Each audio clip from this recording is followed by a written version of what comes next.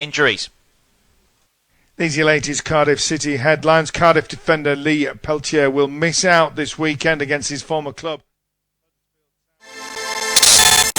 You're with Andy Penders on Red Card Sports Radio.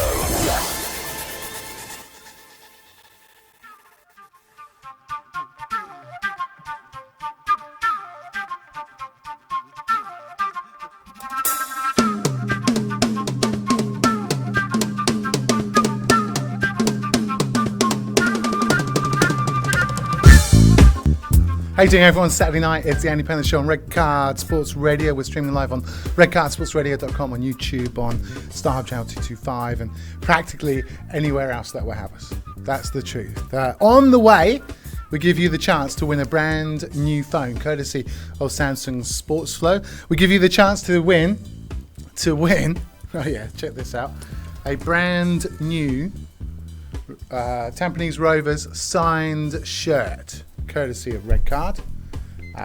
Yip Yang and Chow Ching Lun are on the show. We're talking Singapore water polo. We're talking winning golds and putting Singapore on the map. Action actor, fitness model and international trainer Mayling Ng is in the show. We talk zero to hero. The first Singaporean on the show. Mother from Liverpool, father Chinese Singaporean. Awesome.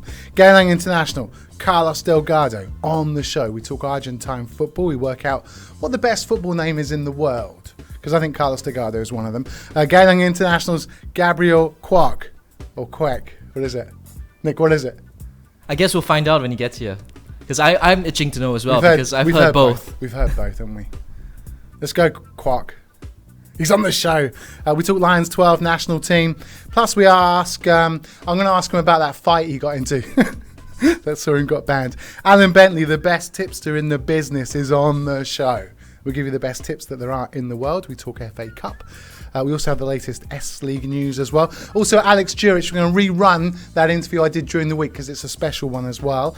And then we're going to sing some Geylang songs because we're going to stand together, Geylang International. Go Eagles. Hey, intern Pratap is mixing it up on the ones and twos in the PCR. It's Nicholas Lim who has the very latest sports news. Thanks, Andy. We start in golf, where number one Jordan Spieth has fallen off the pace at the Singapore Open as the competition reaches the home stretch. Spieth is 4 shots behind the leader Song Yang Han from South Korea, who leads the pack at 10 under. Keith Horn is tied for first with Song, followed by Shintaro Kobayashi 3 shots behind in third. In football, Tampines Rovers launched their 2016 S-League jersey today, along with a package deal that includes season tickets. Fans can buy the jersey at $30 and season home tickets for $40, although they can get both of these together at a cut price of just $50. Additionally, customers can have any name and number printed on the kit for a mere $5. And finally, an update in the Australian Open women's singles finals. It's Serena Williams against Angelique Kerber. Angelique Kerber took the first set 6-4, but Williams fought back and took the second set 6-3. They're into the third set right now. Back to you, Andy. Nicholas Lim. So on the way, Yip Yang, Cho, Jing Lung on the show. We're going to talk water polo. I've got some special water polo glossary remarks for you because there's words in there I've never understood before. We're also going to find out the nicknames and whether Gabriel and Carlos want to party with some of their current squad. Let's just give you a reminder of how you can win a brand new Samsung phone. It's the Edge 6 Plus now, right, Nick? It is the S6 Edge right now. S6 Edge, brilliant. Yeah. It's the Big Red Card Sports Radio Football Challenge brought to you by Samsung Sports Flow. We want your best football chant.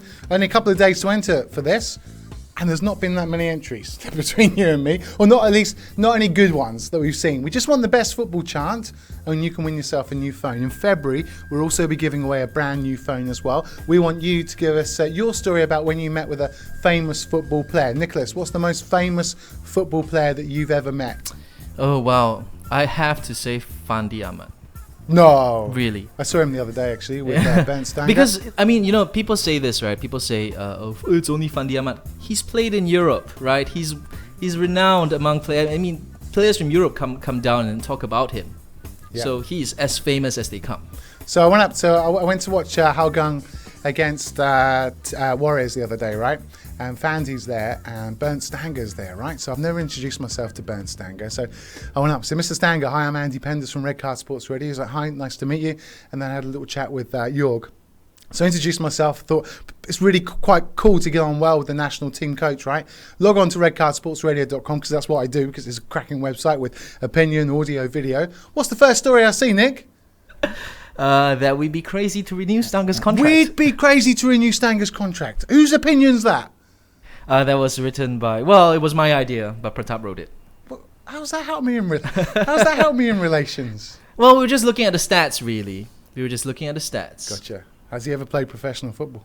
Oh, I don't know. Have any of the top tier management in Singapore football played any type of competitive football? No, is the answer, my friends. Anyway, get involved. It's the big Red Card Sports Radio Football Challenge brought to you by Samsung Sports Flow. I think my most famous football player that I have met, I'm going to go played with. How about this? Played with Brian Robson. Boom. Have some of that. So do get involved. Let's get the transfer window, right? There isn't. It's just a gaping hole. The transfer gaping hole is gaping wide open. So let's get the very latest with producer Nicholas Lim. It's not going to be gaping open for some time. Oh yeah, no. So what's that? Oh, you're right. So what's it doing?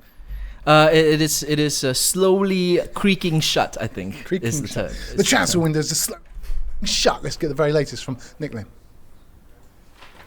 The Spanish paper AS are reporting that Real Madrid are still keen to sign Manchester United goalkeeper David De Gea.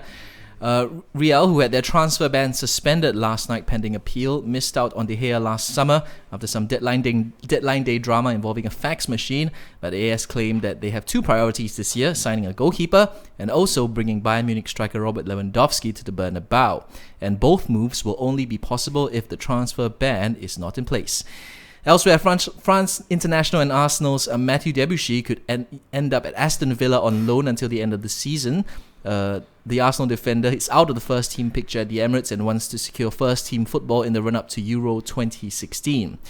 Elsewhere, Atletico Madrid are offering hitman Jackson Martinez to Chelsea in a desperate bid to land Diego Costa. That's according to The Sun. Swansea have bid £7 million for Crystal Palace's striker Dwight Gale, also according to The Sun. Manchester United are still locked in talks over a £30 million deal for Benfica midfielder Renato Sanchez. And finally, Loic Remy is apparently set to sign for Leicester City after Chelsea accepted a bid from the Premier League leaders. That's according to the Daily Star. Back to you, Andy. Thank you very much. The latest there. What do they want Loic Remy for? Well, he's a proven striker. I think he's pretty good. Okay. Gotcha.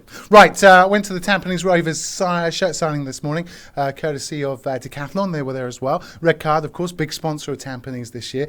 And in fact, they saw me queuing up, right? So I'm queuing up to get a shirt so I can get number 7 and Red Card on it.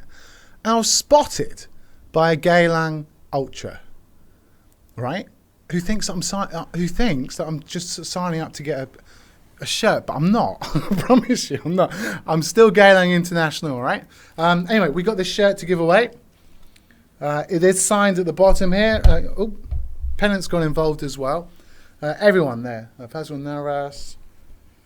We're giving it away. Yeah, we're crazy, right? But we are giving it away. The question that we've got for you is, who is Tampines Rovers record signing? Or at least their star signing. Right, it's easy, right? I've just given you the answer. To enter, at Red Card Sports on Twitter. So that's at Red Card Sports on Twitter. I'm going to give this away before the end of the show, okay? Awesome, right? Here, have another look. Now, the funny thing was, right, I met up with Mr. Fick was there, right, Nick? And he said to me, hey, why you support Geylang? Your team finished bottom. I'm like, what are you on about, you? We just ran JDT really close, and it was a really good game. He goes, no, okay, I changed mind. Your team finished second bottom. Right, I think I should have a bet with him, right? Here's the bet, Nick. Here's the bet, Mr. Vic, if you're watching, here is the bet. If Geylang finish above you, if Geylang finish above Tampines Rovers, shave that stupid beard off. Okay? Shave the stupid beard off. What? So Tampines will finish bottom and Geylang will finish second bottom. Is that what you're saying? I'm saying Geylang will finish top. I'm tipping Hougang to do that. Yeah. But if Tampines beat Geylang in the league, I'll grow the beard. I'd like to see that. You like the sound of that? Yeah. Awesome. FA Cup action last night. Manchester United away from home at the Old Pride Park. The Old Pride Park. Beating Derby County by 3-1. Derby County 1, Manchester United 3. Manchester United opened the scoring in the 16th minute. Wayne Rooney, lovely curling effort from 20 yards, although there were suspicions of offside. George Fawn levelled before the break for Derby, who struggled to get in the game in the first half. But Manchester United took control in the second. Daley Blind rounded off a neat move from a good cross from Jesse Lingard, before Juan Mata put the icing on the cake after good play from man of the match, Anthony Martial. Manchester United advance to the 5th round. Derby must concentrate on promotion. Derby 1, Manchester United 3. Okay, these are 2 mics.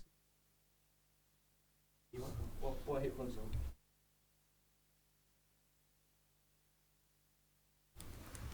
So Ronnie is. Don't cue me, man. I'm meeting my guests. Yeah. Right.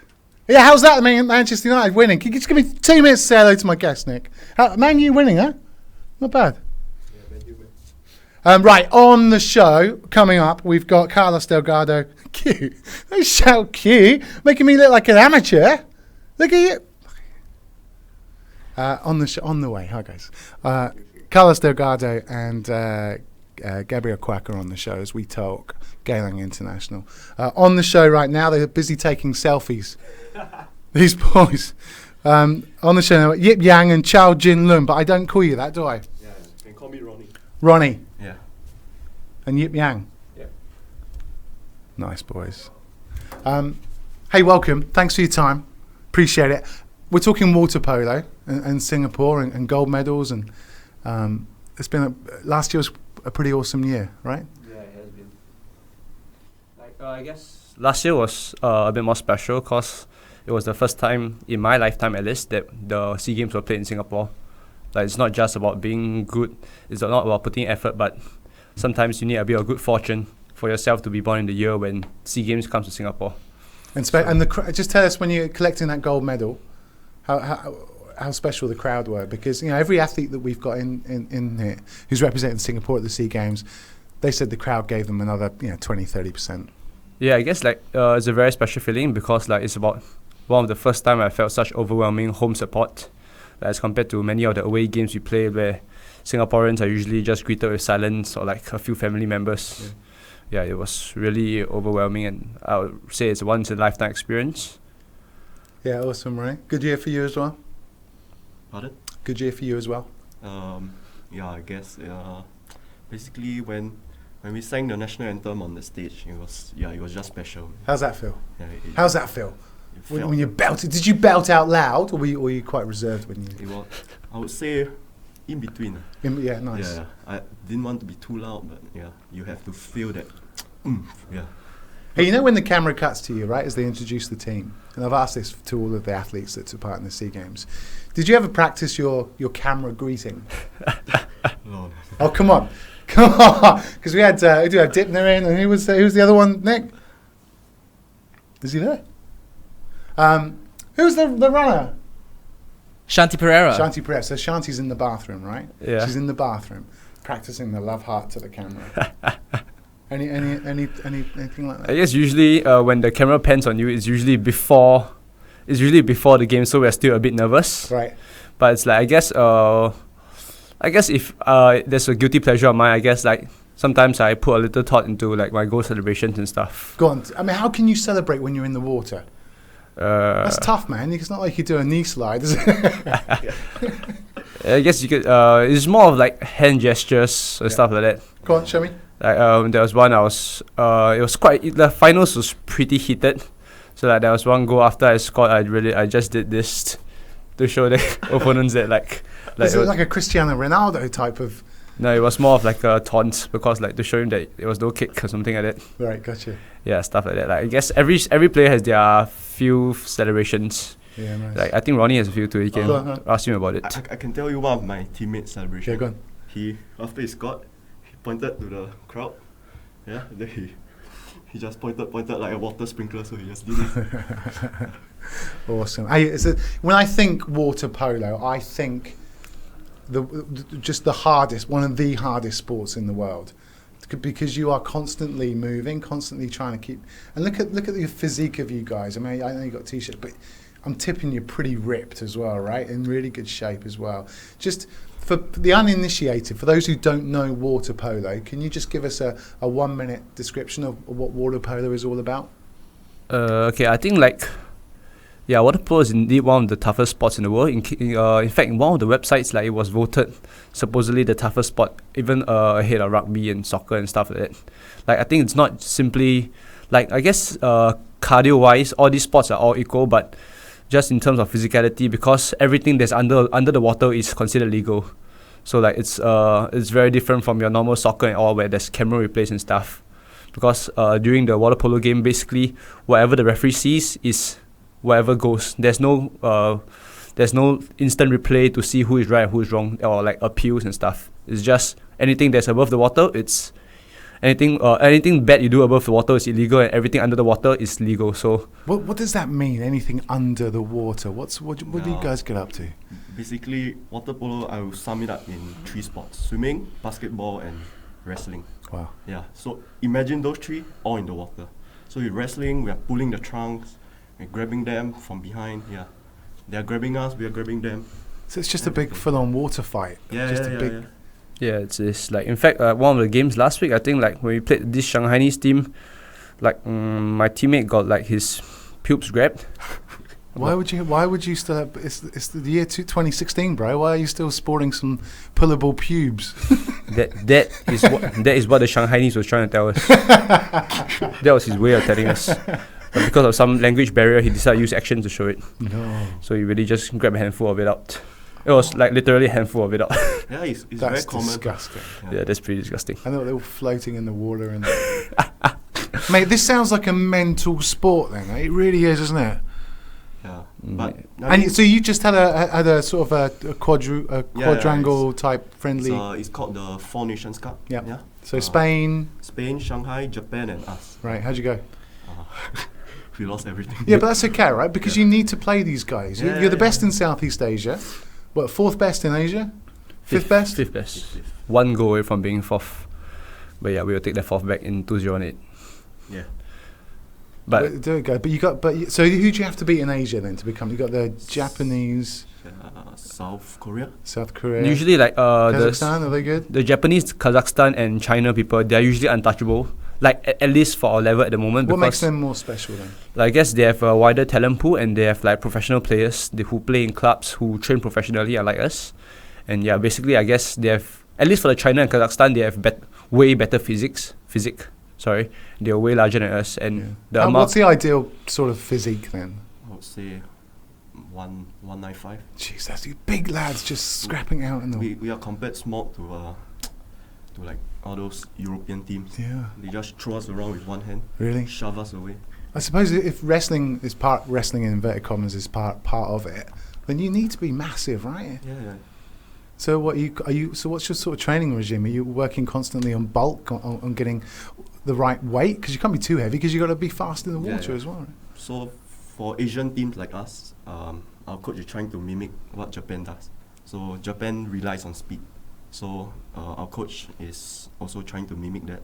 We work more on speed drills, and because there's this position called the center, that's where all the wrestling is. So those people, they will work on bulk, but the rest we should work on speed and accuracy, all those shooting, swimming, all the drills that require movement. Hey, November Asian Championship, boys. So what's the build up to that? And what are the goals for the Asian Championship? Before the Asian Championships, actually, we have this Southeast Asia Under-23, where Ronnie will be one of the main players for... I'm not Under-23 anymore, sadly. But, okay. I was going to say you look Under-23, but no. Thank you. So he'll be basically, he'll be one of the main players for the Under-23. It's basically like a SEA Games, but on the Under-23 level. So there'll be a build-up for the younger players. But for the older players, possibly for the uni kids, we might be playing the ASEAN Uni Games. Then we probably will, before we head to Tokyo for the Asian Championships, we will probably have a training stint, which is the location is currently unconfirmed, but we will most probably go for a centralized training trip to gear us up towards it. And your coach is Lee Se Meng? Yeah. Good man? Yeah, he's like Shaquille O'Neal, big and black. Really? No, Yeah. I won't compare him to that. Shaq is really. Yeah, but he's kind of fat. He's kind you can't call Coach fat, but he's kind of inspirational for you, is he? Yeah, he's really a big difference to the team. I would say like he has been my coach in school since I was 17 years old. So it's just nice that this is like my 8th year following him. I'll say he's really inspirational, and he has so far really been bringing water polo in Singapore to a whole new level. Well, let's hope it gets to the next level then. Ronnie, what are your goals for this? Have you sat down as a group and charted what your goals are for not necessarily this year, but maybe the next 5 years as well? Can you just pull the mic a little bit closer to you, bro, so we can hear you? I don't think we have done any goal settings like officially before, because before the SEA Games there was this group of 13, but now after the SEA Games, like some of them have stepped down, so we haven't really done this like official team goal setting event yet. I think it will be coming soon. Especially, it'll be quite useful for the Asian Games. Yeah. Yeah. But it seems to be that Singapore sport is taking water polo more seriously. You've got more age groups in more of a structure now, I guess. Yeah. More age groups involved. And can you feel that there's a bit of a weight of momentum moving things forward, Yip-Yang? Yeah. Okay, basically like things are very different from last time, because I think like if you compare to 10-15 years ago, there are only 6 main water polo playing schools, like the 2 ACS secondary schools, Hwa Chong, RI, Outram and SAS. But like in the recent 4-5 years, like many clubs have sprouted out. So now like we have kids who are playing at like from as young as 8-9 years old. So like, I guess this is really pointing towards a pretty bright future for Singapore water polo. Yeah, nice. So yeah, so that's why like now we will have enough to form age group competitions, because previously we don't really have enough apart from the yearly inter-school. But now with this larger crop of players coming out, so Singapore actually really Singapore's water polo actually given a real push. That's cool, man. Yeah, I guess like many countries have been doing that. It's just that we are a bit slow on catching up, because like Singapore is just all study. Who's the best in the world? Yes, this is it. This is the overriding, and you got national service as well, which kind of gets in the way as well. You know. Yeah, not everyone's schooling. Yeah. Best in the world? I think. Yeah, who's the best? Serbia, if I'm not wrong, they just won the European Championship, which is Big boys are Serbs. Yeah. gigantic. Wow. But okay, I think like everyone's big at the level, but they are more skillful still. Right, got you. So we're with Yip-Yang and Ronnie from the men's water polo team. Coming up tomorrow, got the women's water polo team as well. Their story is a bit more heartbreak, because these boys are winning golds and the girls are just losing out against Malaysia. No. Thailand. Was it Thailand? Yeah, it's Thailand. Oh shit. Okay, let's not talk about that though. Okay. Who's coming tomorrow? I don't know. I have to ask producer Nick. He's on top. Who's coming tomorrow, Nick? Oh, you got a couple of your female compatriots coming on. I have to check the names. I have them written down somewhere. But yeah, they will come on, and I think we will go into that a little bit. Well, we will be gentle. It's a bit sensitive to them. So we're talking water polo, because these boys are, I guess, sort of ambassadors for the sport. What would you say to any parents who have young children, or young children who are aspiring to get into the sport? What would you say to them are the benefits of it? How much hard work do you have to get through? And what are the joys of water polo? Ronnie? Okay, first of all, if you want to join water polo, I think these 2 years has been is a good time for them to start enrolling in any of the clubs. Okay, I'll just name a few, probably Pacer, Speedy. Okay, yeah, these two, because I'm also coaching under 10, the boys. Cool. Yeah, so. And all you need is a pair of shorts, a pair of trunks. Pair of trunks, yeah. That's a really cheap way to get into a sport, man. What's the head? You guys look like you're actually about to play some water polo, because you wear the headgear is not dissimilar to some headphones, is it? No, it's to protect your ears, because sometimes when things get physical, you get. Have you ever punched someone in the water? Elbow someone? Yeah, why not? Yeah, why not? Get involved. That's all part of it. So, do you actually do some wrestling moves? Do you train in a grapply type, wrestly type? Okay, this sounds to me like the diving in football, where they actually do practice it, but they don't tell anybody. Because you can't be that good at diving unless you practice it, but you can't be that good at wrestling unless you practice it too. No, we don't really practice it. As in, we just learn how to grab the person's body and use it as a maneuver. Right. Yeah, we don't really Like coaches don't go to kids and say, hey, Hey. go and grab his balls or something. Where's the best? So when you're swimming, you're obviously using your legs as well. You must be able to aim a kick at a player as well, right? Are you always going for the groin area if you're doing that, or is there ribs, or is there another part of the body that's really susceptible to a decent injury? It'd be nice to win someone, wouldn't it, if they were swimming? And I guess like generally we try to keep like relationship rather cordial. Like yes, if we had to kick somebody, like I wouldn't kick someone with the purpose of hurting him, but I'll kick someone for the purpose of gaining an advantage in the game. Like I wouldn't really want to hurt someone. We're all sportsmen after all. Like we have our careers ahead. So like basically when I kick somebody, it'll be generally for the purpose of getting in front or getting a ball. Like if there's no purpose other than hurting somebody, I would rather not really do it. yeah. Or well, self-defense is granted too. Is there ever a fight? Yeah. Recently, the Four Nations Cup, Oh, what happened? China, the Shanghai team was, I think they weren't really playing that well. So things got physical, threw a punch, yellow card. Yeah, Wow. it's quite normal. Because you kill someone in water. I mean, it's a very dangerous sport. You're dealing with, if you're underwater or you can't breathe, I mean, the danger levels are pretty high, aren't they?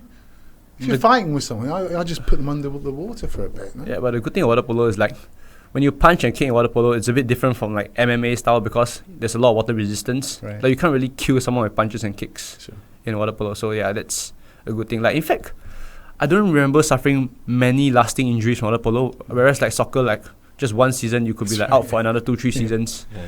Yeah, but in water polo, I guess the worst we get are like elbow, usually the joint injuries. We don't really get injuries from fights. Right. So that's a very good part of it.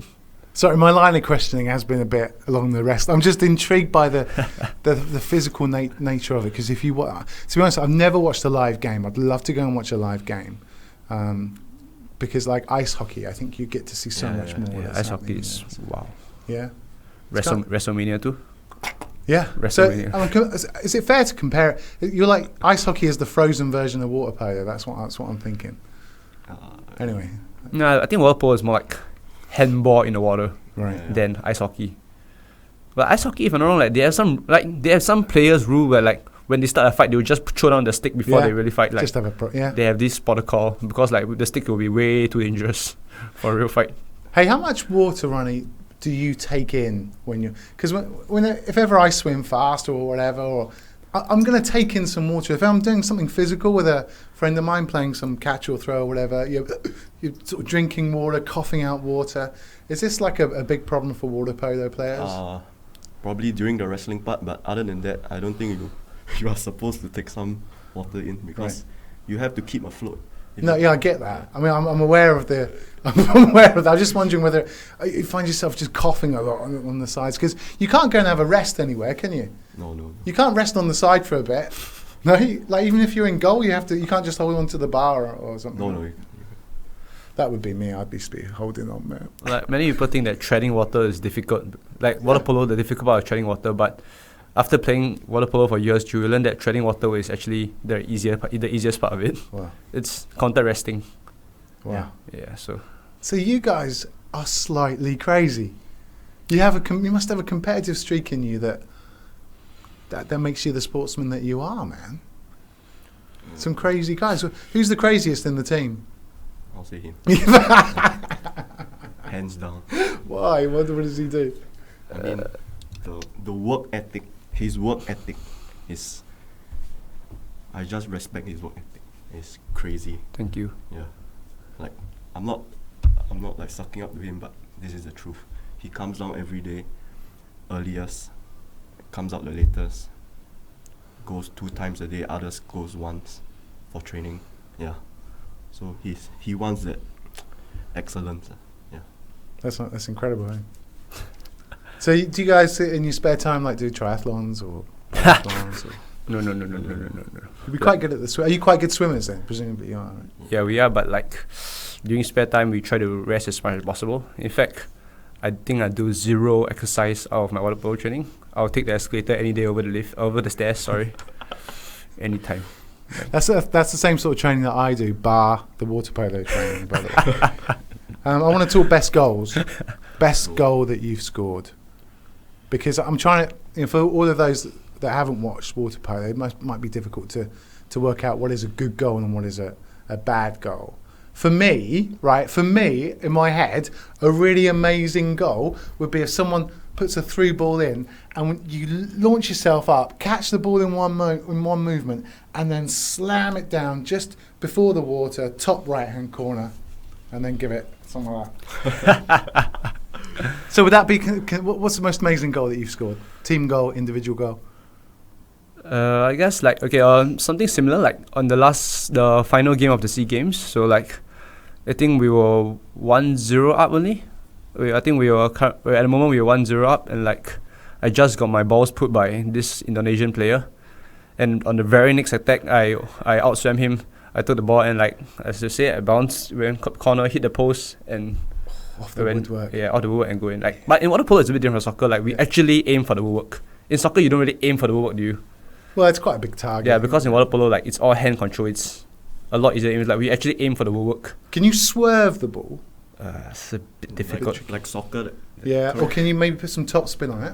Yeah, a bit difficult. But you can't do it like soccer, like that. Sure. That real curl, you know. Can you hit the ball like a volleyball? You can, but the effectiveness is definitely lower. Really? I would have thought maybe if you just tossed it up and then. You can hit the ball, but goalie, because when you hit the ball, I don't think you can change the direction that well. So goalies can basically follow it very well. Okay. Unlike like a normal shot, you can just after a big shot, you can just twist your wrist and then like you will just change the direction. Yeah. Okay. Gotcha. Can you kick the ball? Yeah, you can. I want to see an overhead kick. Has it ever been done in water polo? Oh, in the game? Yeah. I don't think anyone has got a kick Wouldn't goal. that? Why not? That would be so amazing then. I don't know. It's really tough. It's really tough. Yeah, I get that, but just go a little under a bit, and then get your legs up. Because for one, like your teammate will have to give a very bad pass for you to land your leg. Because usually we aim to pass to each other's hands. Yeah. So first of all, there will have been a very bad pass to land at your legs. And second of all, you must have the audacity to actually want to try it. Brilliant. We are with Yip Yang and Jing Young, aka Ronnie. In the house, we're talking water polo from the Singapore men's team. 26th time on the bounce.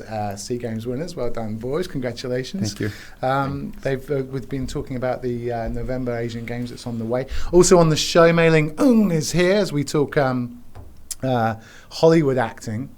Is she here yet, Nick? As we talk Hollywood acting, personal training and being a general superstar. We got Carlos Delgardo in the house as well as Gabriel Quak. Plus, Alan Bentley's here with his best football tips. In the meantime, it's just past 6:30. More from the boys in just a moment. Let's get the latest sports news with Nicholas Lim.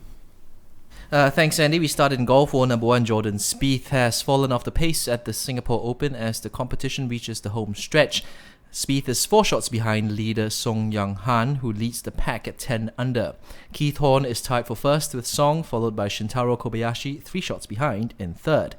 In football, Tampines Rovers launched their 2016 S-League jersey today, along with a package deal that includes season tickets. Fans can buy the jersey at $30 and season home tickets for $40, although they can get both of these at a cut price of just $50. Additionally, customers can have any name and number printed on the kit for a mere $5. And finally, in the Australian Open, between the women's singles final between Serena Williams and Angelique Kerber, we're into the third set. Kerber took the first set 6-4, Williams took the second set 6-3, and Kerber is now leading the third and deciding set 3-2. We could have an upset on our hands. Back to you, Andy. So that sounds good, doesn't it? Yeah, I went along to the Tampines shirt sponsorship signing today. We are giving away on Red Card a brand new signed Tampines Rovers shirt. Again, I went up to all the Tampines fans. I was like, Tampines players. I was like, Geylang Bole. So there you go. All you have to do is tell us who their star signing is. I mean, basically, you could tell us anyone because they're all stars, aren't they? Get involved. We'll give it away before the end of the show. Okay, about 8 o'clock, we'll give it away. That's how cool we are. In the studio, Ronnie and Yip Yang are here, having a little chat amongst themselves. Do you follow any other sport? Do you follow the football? Speaking of that, isn't their star signing like Jermaine Pennant? It is, yeah. You can enter by going at Red Card Sports on Twitter if you've got your phone there. Yeah. Not a fan of soccer. No? Well, isn't their jersey usually yellow? The Tampines Rovers jersey? This is very true, my friend. So they're making a departure this year from the yellow. Oh, this is their new home jersey? Yeah. So I think it's more AFC Cup, this one. But they're introducing a third. Hey, good knowledge, by the way. Oh, yeah. Actually, the only one I really follow is like Alexander Duric. Yeah. He was here. He was stood where you are on Thursday. Nice. I got a nice picture with him on Facebook. Bathing in it, he's a legend. Hey, read his book. Really? He just launched his book Beyond Borders. Yeah, I think I might buy it. He's really a legend. Yeah, That absolutely. really deserves every ounce of respect he's getting. I think he's a wonderful person. Yeah, and his story is second to none. Do you follow any other sport, Ronnie? NBA. Oh, nice, bro. Yeah. What's your team? Spurs. Yeah, nice. San Antonio Spurs. Not bad, bro. Right, water polo is a very difficult sport for a lot of people to grasp if you've never played it. It all seems like a lot of splashing around, but it's very hardcore and there's a lot going on. I had a look at the glossary, guys, of water polo because I need to understand it a little bit better. And there are a few terms that I need help with in an explanational sense, okay? Right. So I've got a list of 10 different water polo glossary words. Does that make sense? Can you tell me what they are? First off, back door.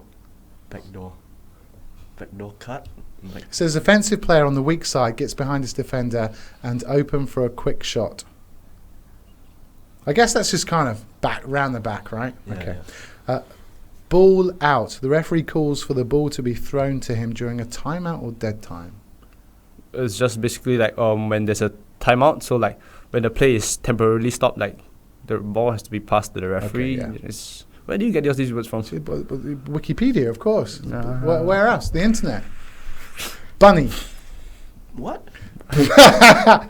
Bunny. A goal scored on a power shot close to the goalkeeper's head. I think there are different terms for different countries. Like generally in our country we call it like a donut. Oh yes, I've got donut. Yeah. That's yeah. where basically a donut is like a shot that goes right above the keeper's head. Right. Like it's supposed to be like a Humiliation. humiliation for the keeper. Whoa, because it comes straight at him and So he'll be like, oh shit. Hit. Oh dear, brilliant. Egg beater. Oh, that's the type of kick you use to get your body Right. up. Which one do you prefer to keep you treading water? Are there different names for it? Basically, you use two kicks. Yeah. Egg beater and breaststroke. Yeah. Right. Okay. Whole set. Whole set. So offensive player or position. There's a position on the 2 metre line directly in front of goal. The position is also called 2 metre offence or centre forward. What positions are you then, guys? We play on the wings because like we're generally some of the smaller players around. Right. So yeah, we are more the speedier roles. Do you have to be left-handed to play on the left wing? It's preferred to be lah. I guess you're preferred to be left-handed on the right side because you're facing the goalpost. You come in. Yeah. Does the goalkeeper always stay in goal? Or does he come out and join the play? To steal the ball, yeah, he comes up. Oh, okay. But generally, he's the goalkeeper. But I notice he doesn't wear any sort of goalkeeping stuff. Like, why hasn't he got some big gloves on, or like? And why aren't you wearing goggles, man? I'd be wearing goggles if I was playing. Doesn't the chlorine just sting your eyes? Don't you just walk around all day with like red eye, looking like you're stoned? Yeah, it's usually my eyes are pretty red after training. Yeah. But I've never known the effect of being stoned. I would love to know one day. Well, stoned on anything. But I mean, are there good pools then? Are there good water polo pools that don't have as much chlorine in, so that you don't get the red I think eye? all swimming pools actually have a certain amount of chlorine because For sure, yeah. But you must be like, oh, that's a really good pool that doesn't give you red eye.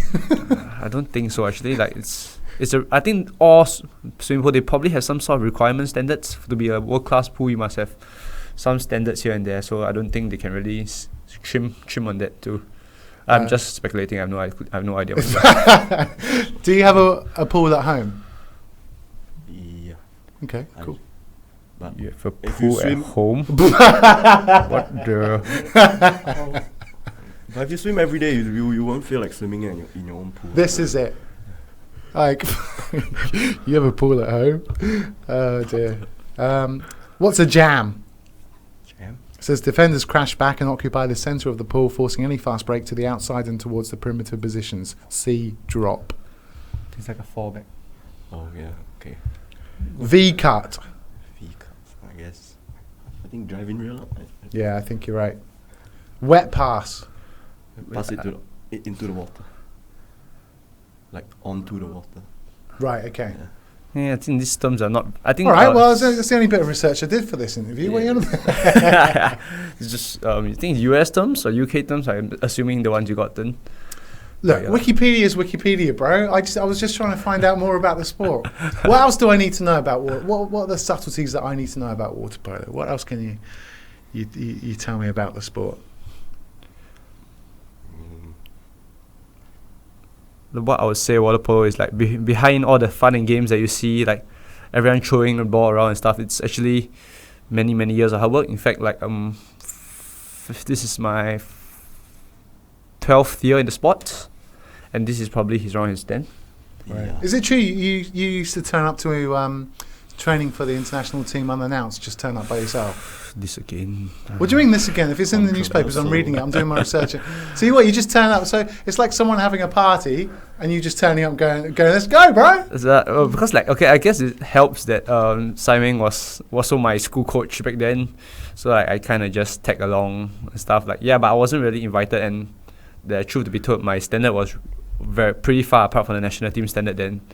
But yeah, I guess I have pretty thick skin. Yeah, well, good for you, man. This is a good story of perseverance. Yeah, I guess so. Yeah, and it's a tough journey because, like, as you can see, I'm like the smallest and the lightest on the team. But yeah. So what, you just kept turning up? Yeah, it was a good long 5-6 years already. You are joking. Work ethic, Yeah. top notch. So I guess it's been the tough 5-6 years, and yeah, I'm glad where I'm at now. So I always encourage young kids to never really give up. Like there's like, I think like hard work is a talent. Okay, in my opinion, hard work is a talent. Like everyone has a different type of talent. Some people can be physically talented, can be like really observationally talented. They just have this third eye that sees the whole field and stuff like that. But like, yes, talent, like for people to unwillingly work hard, I would say it's a talent in itself. Yeah, and absolutely. yeah, I respect people who can do that too. Yeah, absolutely. Hey guys, thanks for coming onto the show. Thanks, man. I think your sport's inspirational. I really do. So when can I see you next in action? When can I come along and go down to was it OCBC Aquatic Centre? Yeah. When can I come and see you guys?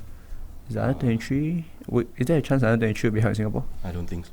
I think probably the ASEAN Uni Games? Yeah. The ASEAN Uni Games in July, I think. There's an ASEAN Uni Game in July where we'll probably be Singapore hosting it. Right. Yeah, not exactly sure whether it's the OCBC Aquatic Centre, but yeah, it'll be around. Okay, I've got the girls on tomorrow. What shall I ask them? What questions shall I ask them? who are they? What Nick's not telling me who they are. He's got them written down, but he's keeping it a massive secret. Hang on, he's just checking his phone at the moment. Okay, he'll find out who they are specifically, but for a general question, what sort of questions can I ask them? I think you can like basically ask them how different do they think the girls' version of water polo is from the guys, because like for all the wrestling you're talking about, it's even tougher for the girls' game because they have this swimsuit which has like 10 times more handles on it. They have zips and everything. So like, it's all grab. So I don't really understand how they go around playing it. I kind of respect them for that. Are your trunks padded? No, they're just thicker than usual. They're slightly thicker. Yeah. Like, yeah, it's like for guys, there's the only thing you can grab is trunk, but for girls, there are like holes everywhere. Like, because hole for the neck, for the arm, for the legs. And you just see the videos, they just grab everywhere. Wouldn't water polo be better if you could wear fins? Fins? Oh, actually, fins just help you swim faster, but you cannot really do the egg beater kick. Yeah. You can't really jump with the fins. Right, okay. Plus, it's really dangerous. Yeah, it'd be even more dangerous, man. than it would It's be. not as dangerous as sports, you think. It's tough, but not life-threatening. It's, yeah. Do you remember? We've got the girls' names, Nick. Yeah, the girls coming on tomorrow are Gina and Ewan. Okay, so like, you know Gina? Okay, I'm writing this down. Like, this Gina, you can ask her about her 15-year-old boyfriend. A 15-year-old fling. Okay, that's brilliant. Just Okay. ask her about it. Just ask her what she will love it. She loves to share about it. How old is she? She's 23 this year. That's disgusting. Nah, basically it's just a prank that we always make fun of them about. They're not really together. Okay. Yeah, but you do remember to ask her You about have it to though. bring that up. You have to bring You have to do it. Okay. Like, I guess you can ask her about like the challenges of, okay, I guess for the women's polo, like The unserious ones are the best. no, okay, but seriously, I guess because like I think how the female water polo team actually have to always live up to the expectations of being a champion team, even though they are a relatively new team compared to the men's team. But many expect them to be as good or as good achievement, have achieved as equally good stuff out of them, and like. Yeah, that. But try to be soft on the silver medal thing. For sure. Hey, and just the final question. I remember seeing the water polo team in all the headlines a couple of years ago? The trunks. Because the trunks, right? Oh. This is the best thing that's ever happened to Singapore sport. Did you? Because for those who don't know, the Singapore flag has got this half moon crescent type thing, and it was in a position on the trunks which kind of replicated a manhood, right? Well, I think we're just gonna put this straight here because for all the other sports, they can put the flag and the lion or the whatever's insignia on their sports attire because it's really big for them. But we only have the trunks to put. Like, there's really not that many locations you can put.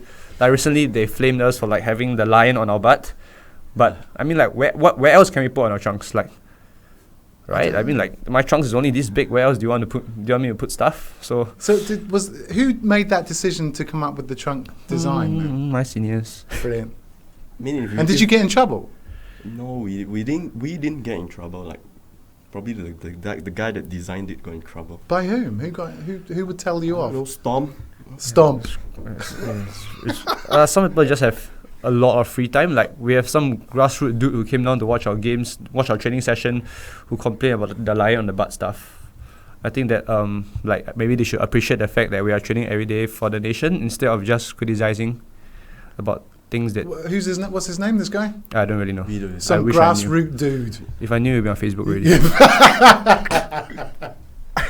Well, look, from all the Singapore sports fans, we thank you for working hard. We know how hard you work, and best luck with all the upcoming friendlies, and then go up to number 4, man. Yeah, man. Yeah, number 4. That's the goal. aim. That's the aim. That's the aim. So there you go, Ronnie and Yang on the Andy Penders Show on Red Card Sports Radio. Great to have them in the studio. On the way, Mayling Ng is here as we talk about Hollywood superstar actressing, fitness modelling and stuff. Gabriel, Quak, Alex Duric and Carlos Delgardo also on the show as well. It's a massive weekend. It's always a massive weekend of sport, isn't it, Nick?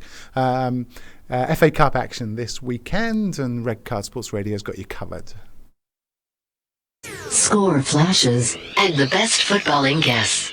Red Card Sports Radio. Coming soon on Barclays Premier League Live. Sunderland versus Manchester City from the Stadium of Light. Lovely ball is Van Aanholt, tight angle, and what a lovely goal that is from Sunderland. A smash and grab, and Patrick Van Aanholt has squeezed the ball in. Here comes Delp, and distance goes for goal from distance as well. Oh, what a strike! Fabian Delp. Manchester City lead with one of their first real attacks of the game, and it's a strike from nearly 30 yards. Watford versus Chelsea from Vicarage Road. And Watson drives it in, near post, and it's in! Watford take the lead, and Ben Watson's corner has caught out England's Joe Hart. Zuma gets it up in the air, Ivanovic picks it off, chance for John Terry! John Terry for Chelsea in the 8th minute of added time! His first goal of the season! And John Terry has saved Chelsea a point. Who else? Manchester City versus Leicester City from the Etihad Stadium. De Bruyne made it something. Crosses back in towards Sterling, who heads home. Manchester City get the breakthrough they want. Raheem Sterling with the goal. It's an outswinger. It's a solid header into the net. Robin Hood for Leicester City. And finally, a set piece has borne fruit. The corner by Fuchs, out swinging and long, and Robin Huth met it with a thumping header. Liverpool versus Sunderland from Anfield. In towards Benteke, it's going to come down. Yeah! Liverpool are level. It's Joe Allen. The substitute has done it. Joe Allen has earned Liverpool a point, surely, in one of the games of the Barclays Premier League season. Holt's in the penalty area. Can he finish it here? And he plays it across. And Jermaine Defoe completes his hat-trick. He is the star man once again. Bournemouth versus Arsenal from the Vitality Stadium. Here comes Charlie Daniels down the left-hand side. Daniels, Afobe! It just had to be! Benik Afobe, instant deed court hero, breaks his Barclays Premier League deadlock. Gossett goes towards Giroud, header one by Dummett up in the air. Giroud's going to win the second ball. It's towards Koscielny, who pokes it home for Arsenal. And it is Laurent Koscielny who breaks the deadlock. Chelsea versus Manchester United from Stamford Bridge. Here's Willian. Good cross from the right-hand side, and it's a goal out of nothing. A goal for the replacement. It's Kennedy, the Brazilian, who's got it. His first Premier League goal of the season. Memphis here for United. Shot block. Rooney! Wayne Rooney is back with a hellacious bang from the edge of the area. Goal Manchester United. That's all coming up soon on Barclays Premier League Live from Talk Sport.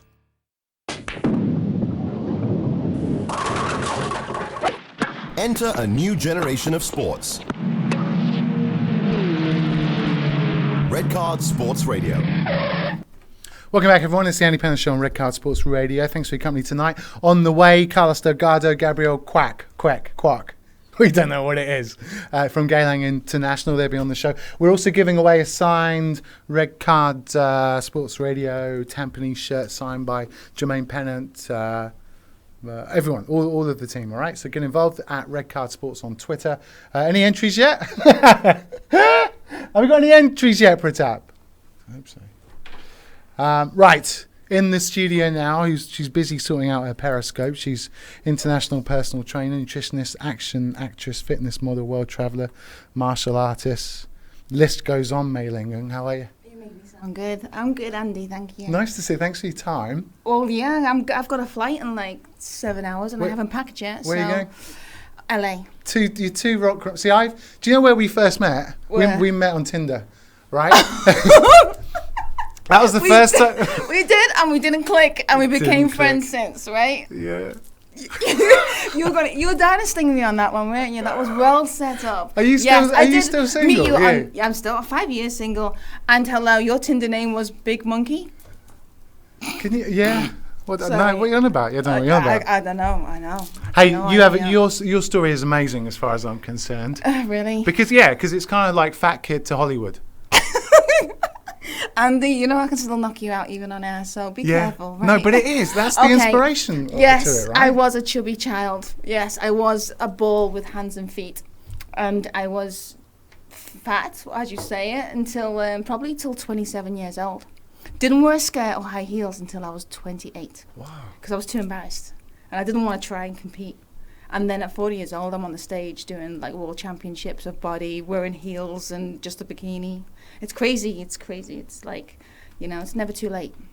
And then what? And then after all the fitness competition work, I now see your Facebook and your Twitter and your Instagram has gone crazy in the last year. Oh, not really. No, it has. You're like, oh, I'm in this film. Oh, I'm moving to Hollywood. Oh, what? What? You stalk much? No, it just comes up on my feed. It's slightly stalking. No, slightly, just slightly. Yeah. You try hard, but you just always fail. Just not very good at it. And you're even in IMDb. What's wrong with that? No, but who was in IMDb? Well, I didn't even know I was on. It was one of my personal training clients who went, "Oh, congratulations!" And I was like, "For what?" And he was like, "IMDb." I went, "What's that?" He went, "Well, that movie you did, they credited you with an IMDb credit."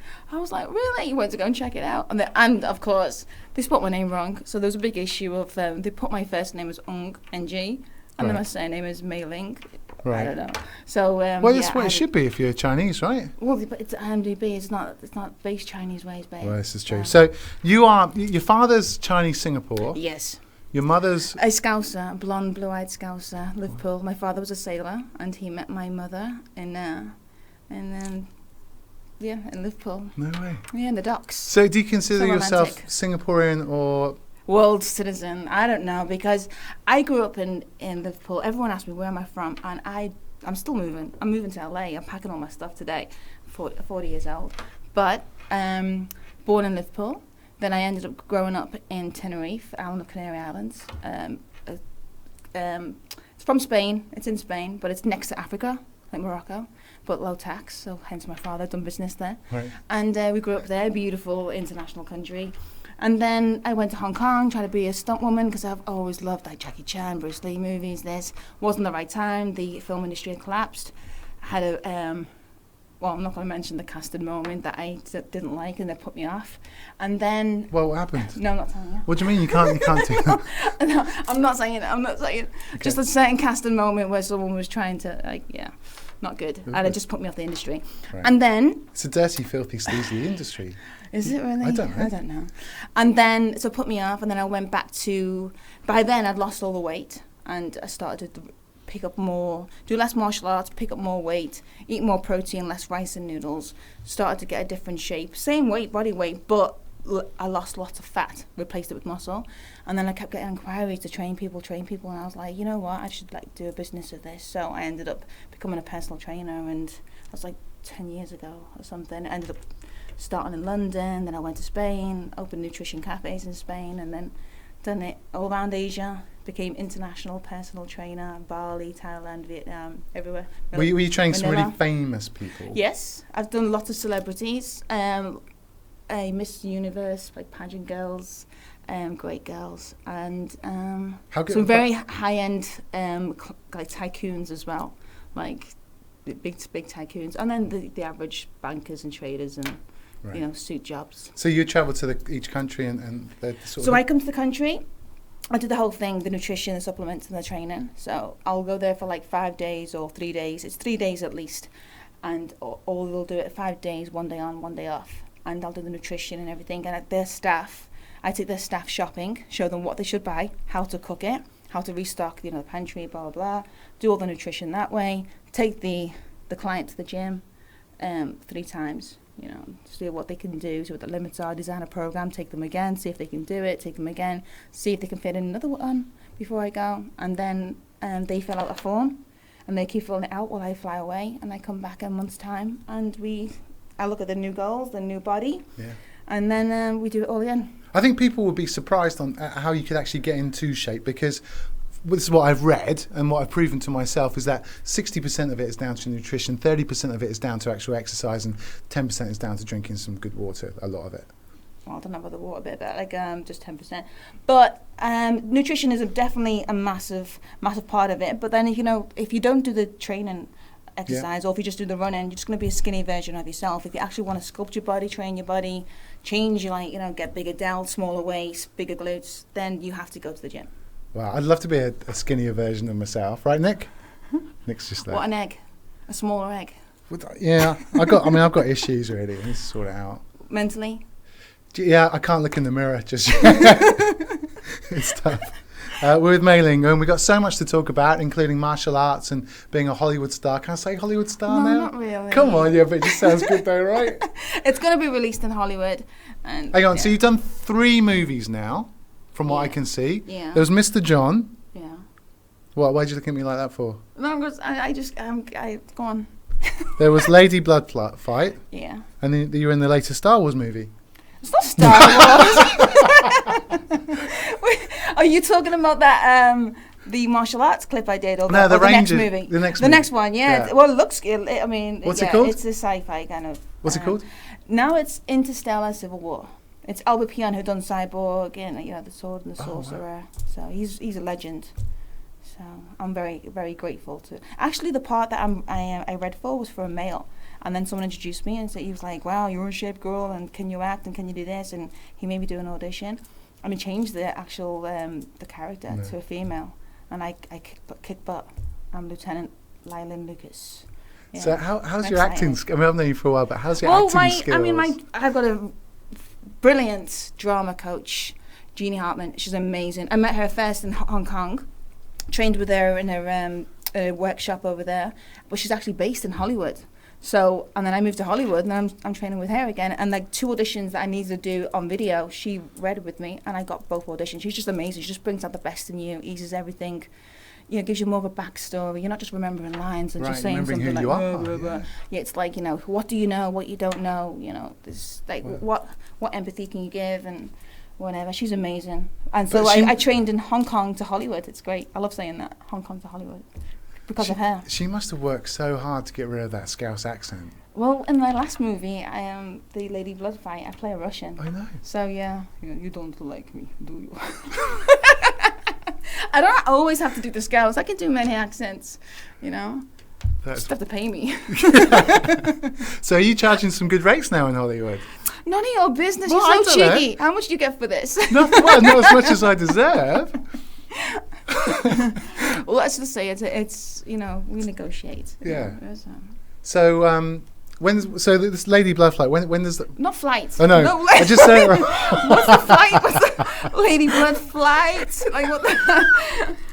Lady Blood Fight. It sounds like some sort of, I don't know, it's a soft porn movie. It's a Barry movie. Logan production. He done the title, but basically it's a female version of the Jean-Claude Van Damme, the Bloodsport. Right. So it's that, but obviously because of naming issues, it's like Lady Blood Fight. Right. And it's what's the just- premise? What's the well, premise? basically, we all go to the Kumite. All the females go to the Kumite, and there's an amazing star, Amy Johnston, amazing martial arts. Her father's like a 5 times world champion. She's just brilliant. Oh, the fight And scene's amazing. This is her. Oh yeah, the fight scenes are good. It's like they're very realistic because we all ended up black and blue. It was all fast, hard, go as hard as you can. A few onset injuries, but everyone just cracked on. You got injured during filming. Yeah, I mean, I had a few injuries, but once, the one where I fell back. Yeah. I fell back with Amy on top of me, but I fell wrong, but they didn't tell me that I was going to do that, so I hadn't practiced it. And after about the 5th time, I fell right onto my tailbone. Like coccyx. So I just saw like stars and birds, and like my eyes went black. But after 20 minutes, I was up again, so it was okay. I wouldn't let anyone be my double. No. Wow. With Mayling Ng and her amazing story from, I don't want to, can I say rags to rich? Can I say rags to rich? Not really, you've not been rags, have you? I think I've both been like the rich to rags to riches again. No, I'm not on the riches yet, so let's say riches to rags. Let's say action actress, fitness model, international personal trainer, and her amazing stories. On the way also got Gabriel, Quak. Carlos Delgardo also in the house. Alan Bentley's giving us the best sports tips in the world. In the meantime, what's come from Mayling? We'll get to the latest sports news with producer Nicholas Lim.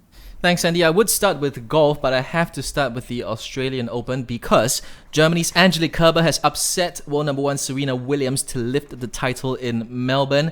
The German won the first set 6-4. She dropped the second 6-3, but she came back after surviving some really strong rallies from Williams to take the final set 6-4. So Williams' wait to equal Steffi Graf's Grand Slam total will have to wait for a bit longer. Anyway, turning to golf, world number 1 Jordan Spieth has fallen off the pace at the Singapore Open as the competition reaches the home stretch. As of 6 p.m, Spieth was 4 shots behind the leader Song Yang Han and leads the pack at 10 under. Keith Horn is tied for first with Song, followed by Shintaro Kobayashi, 3 shots behind in third. In football, Tampines Rovers launched their 2016 S-League jersey today, along with a package deal that includes season tickets. Fans can buy the jersey at $30 and season home tickets for $40, although they can both get both of these together at a cut price of just $50. Additionally, customers can have any name and number printed on the kit for a mere $5. Back to you, Andy. Thank you very much, Nicholas Lim. A chance for you to win a brand new Samsung phone. It's the Big Red Card Sports Radio Football Challenge brought to you by Samsung Sports Flow. All you have to do is go onto the Sports Flow app, go onto the Red Card Sports Radio channel and tell us your best football chant that you've heard over the years. My one, I went recently to the Larkin Stadium, which was mental, by the way. The Geylang Ultras were special, but fair play to the boys of Straits who were... I hope you saw the video on our Facebook page on Red Card Sports Radio because it was something special. Anyway, we'd love for you to win this mobile phone. Next month, we're asking you who is the most famous footballer that you have ever met. Get yourself involved. The transfer window, by the way, is creaking slowly to a close. Let's get the latest with producer Nick. Well, Spanish media are reporting that Real Madrid are still keen to sign Manchester United goalkeeper David De Gea. They had their transfer ban suspended last night pending an appeal after they missed out on De Gea last summer. Spanish media claims that Real Madrid have 2 priorities this year, signing a goalkeeper and bringing Bayern Munich striker Robert Lewandowski to the Bernabeu. Both moves will only be possible if the transfer ban is not in place. Elsewhere, Arsenal's Matthew Debuchy could end up at Aston Villa on loan until the end of the season, with talks being held after interest from Monaco and Sunderland fizzled out. The Arsenal defender is out of the first-team picture at the Emirates and wants to secure first-team football in the run-up to Euro 2016. Elsewhere, Atletico Madrid are offering hitman Jackson Martinez to Chelsea in a desperate bid to land Diego Costa before Monday's transfer deadline. Swansea have bid £7 million for Crystal Palace striker Dwight Gale. Manchester United are still locked in talks over a £30 million deal for Benfica midfielder Renato Sanchez. And finally, Loic Remy is set to sign for Leicester after Chelsea accepted a bid from the Premier League leaders. Thank you very much, Nick Lim. We're with Mayling Ng, action actress, international personal trainer, nutritionist, fitness model, world traveller, superstar. Hi, Mayling. Thanks for coming on the show. No worries. Hey, we're speaking about next week's competition in the Samsung Sports Flow competition is the most famous footballer that you've ever met. Who's the most famous, now you're in Hollywood, who's the most famous person that you've met? Ever? I don't know. I've met loads. Like, What do you mean you met loads? I love the fact that you can tell what type of clientele you had, where you were advising their staff what shopping to get. That was brilliant. I'm like, that counts me out of hiring Mayling for a while. We're going to do it properly, right? Yeah, So, I like your style. Yeah. Yeah. Okay, like football star or No, anyone? I don't know. Do you hang out with sports stars at all? See, my mind's gone blank now that you're doing it this way. Yeah. I've met. Which way would you like to do it? Anyway. Live on air, maybe not. Yeah, okay, I'll give you some prep. Okay, Michelle Rodriguez, I met her. Nice. I met her in Tenerife, and like, yeah. But no one in Hollywood. Are you not Hollywood partying? Oh, you know, the actor from Bloodstone. No idea. No, Blood Diamond. What's it called? No, Blood Diamond. Oh yeah. I can't pronounce his name. That's French or something. Brilliant. Yeah. He was lovely though. Was he was he? a nice guy. Yes, very. They nice. must be lapping you up in America land. In what way? Look at this hot chicorino.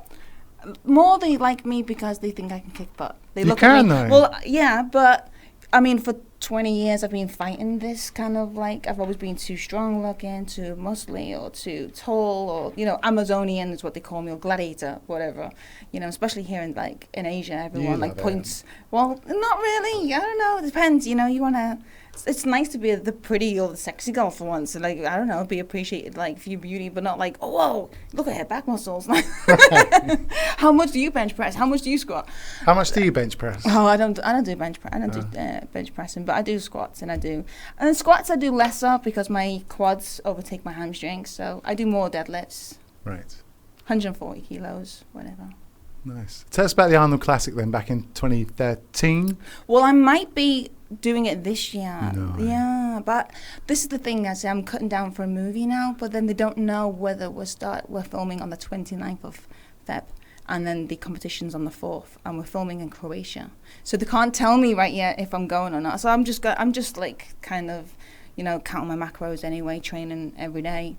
Blah, blah. And what does it involve? For those who haven't seen? So I competed in first I done a competition here, which was the only IFBB federated competition, and that was the SFBF, Singapore Federation of Bodybuilding and Fitness, and then that qualified me to compete at the Arnolds. I got an invitation to represent Singapore to compete at the Arnolds when I won the silver, and so I went 2013. I went, and 2 Russian girls went for Team Singapore, and we all went on stage. It was good. Well, and, what do you have to do? What are you being judged on? Basically, bikini is a lot softer than the figure, so you're not coming on and you're not doing any lat spreads, or you're not doing any quarter turns. You just go on and basically you have to look super fit in a bikini. I don't know if I do compete this time. We were talking about doing the figure because it's just you can't be too muscly for bikini. Figure you have to be really ripped and shredded, so it's it's very different. Okay, let's talk about the martial arts as well, because you have a love and a passion for that. Mm-hmm. Are you black belt everything then? No can do. Taekwondo, Kung Fu. I've done different styles of Kung Fu. There's a great Kung Fu school here, Naya Kwang, that I do in the community centre in Topayo, and he's such a great teacher. He's a German guy, Daniel, and his wife Vivian. And you go in, and you'll study with him for a while, and maybe grade or grade 2, and then he will decide what weapon you suit, and he'll give you daggers or little knives or one sword. Anyway, he assessed me, and he was like, "You suit the Dao," and the Dao is like a 7-foot sword that's 6 pounds, 7 pounds. So when you're spinning it above your head, your delts are screaming after 30 seconds. And he's like, no woman fights with this because it's a big, tall weapon and it's always the man. And he's like, but you're strong enough to do this and it'll make you. And it did. I done a few show reels with this, and I done a few fight scenes with this, and everyone in Hollywood who sees it, love it. Yeah. So yeah. So it is amazing. Not that I've stalked you that much, but if you do go onto your Instagram page, you can see. There's some beautiful videos. What's that one on the sort of bridge or up on the treetops? Do you know that that's the Henderson Bridge here right. in Singapore, and that was with William. Will Dillon Films. And it's a great show reel. But they shot that. And I was actually in Hollywood party. I was actually in Beverly Hills, I think. And this girl comes up to me and says, "Oh, I saw you on that bridge with your big knife." And I said, "Oh, yeah." And she went, "Was that the Great Wall of China?" I was like, "No." I went, "No, but nearly." Bless your cotton socks, but no. I know, it's so good. Because like the Henderson Bridge is so modern and like, It's shapely, beautiful and it's shot. like space age. And I was just like, "Oh, bless." That's funny. Yeah. It would be nice if it was on the Great Wall of China. I would love to. Yeah. Get a film company to call me up. I'll go. So do you have a lot in Lady Blood fight? Do you have a lot of lines? Just small snippets of like, "I break your neck," that kind of thing. Can you say vodka for me? Oh no. I just really go. I don't know why. It's just one of those words said by Russian people. Why do you do it with the W? Yeah, they sort of mumble. Yeah, because they don't like it with the W. They say it's a W and a V. Yeah. I love it. Okay, and so it's quite easy to remember your lines. Is that the same for your next movie as well?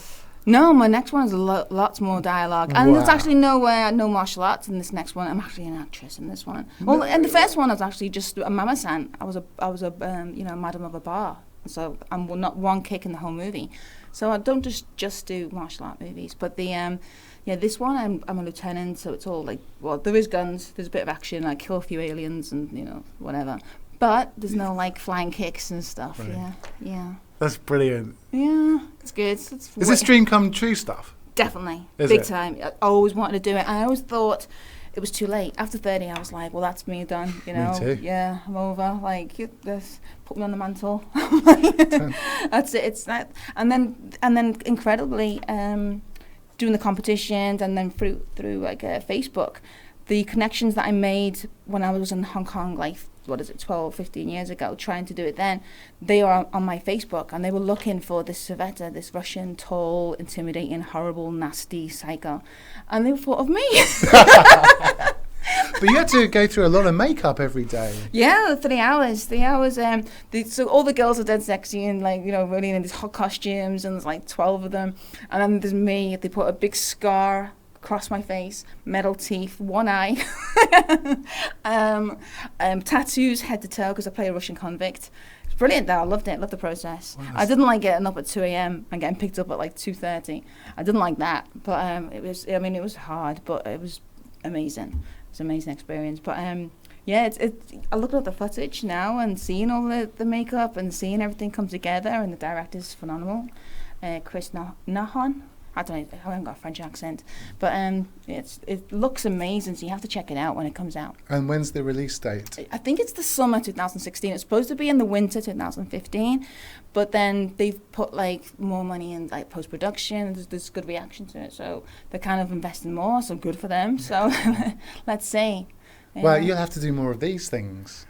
Hopefully not. I'm better on camera because I don't like talking. I get embarrassed. Well, you're going to have to get used to it, aren't you? Just promoting your gig. I might be one of those silent like actors.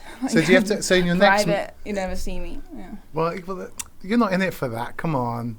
Well, you want Billboard, Mayling Ng Billboard. I don't mind doing a billboard. It's just doing this. We got our first ever Scouseaporean on the show. Do you mind being called Scouseaporean? Like Nick can't believe he's seeing an Asian-looking girl talking Scouse. I know. Everyone. I blow people's minds. Like they come up to me. I had Steven Seagal. He opened the door to me once in the hotel, like for an audition, and he saw me and he stood there and he had like his hair all fluffy and he was kind of, he looked a bit red, and he opened the door and he had this Chinese jacket on with all these dragons on, like Mandarin collar, and he looked at me and he went, put his hands together and he went, ni hao ma. And I went, all right. I thought, who's the Asian here? He was like, where are you from? And I was like, Liverpool. It's like Scotland. I was like, no, Liverpool. Yeah, so it's funny. Yeah, it's funny. Angie, I see that Liverpool Echo were raving about you earlier last year. Good old Liverpool Echo. My mum was so proud. My mum, that's it. Deal done. She was proud of me forever. That's it. Can't do anything wrong. Could never do a dish in my life. Hear that, Mum? Has she got that article? Because you were front page, weren't you? Yes. You're making me go red. Stop it. I think it's great. I just love it. It's like, yeah, Liverpool girl done good. I don't know. Yeah, it is. Well, we'll see. Yeah, and we had Jing on the show earlier, and he spoke of, he's plays for the Waterpolo national team. Okay. He used to turn up uninvited to national training for 6 years before he got a spot. Wow. And that's the kind of story. Everyone's got a story.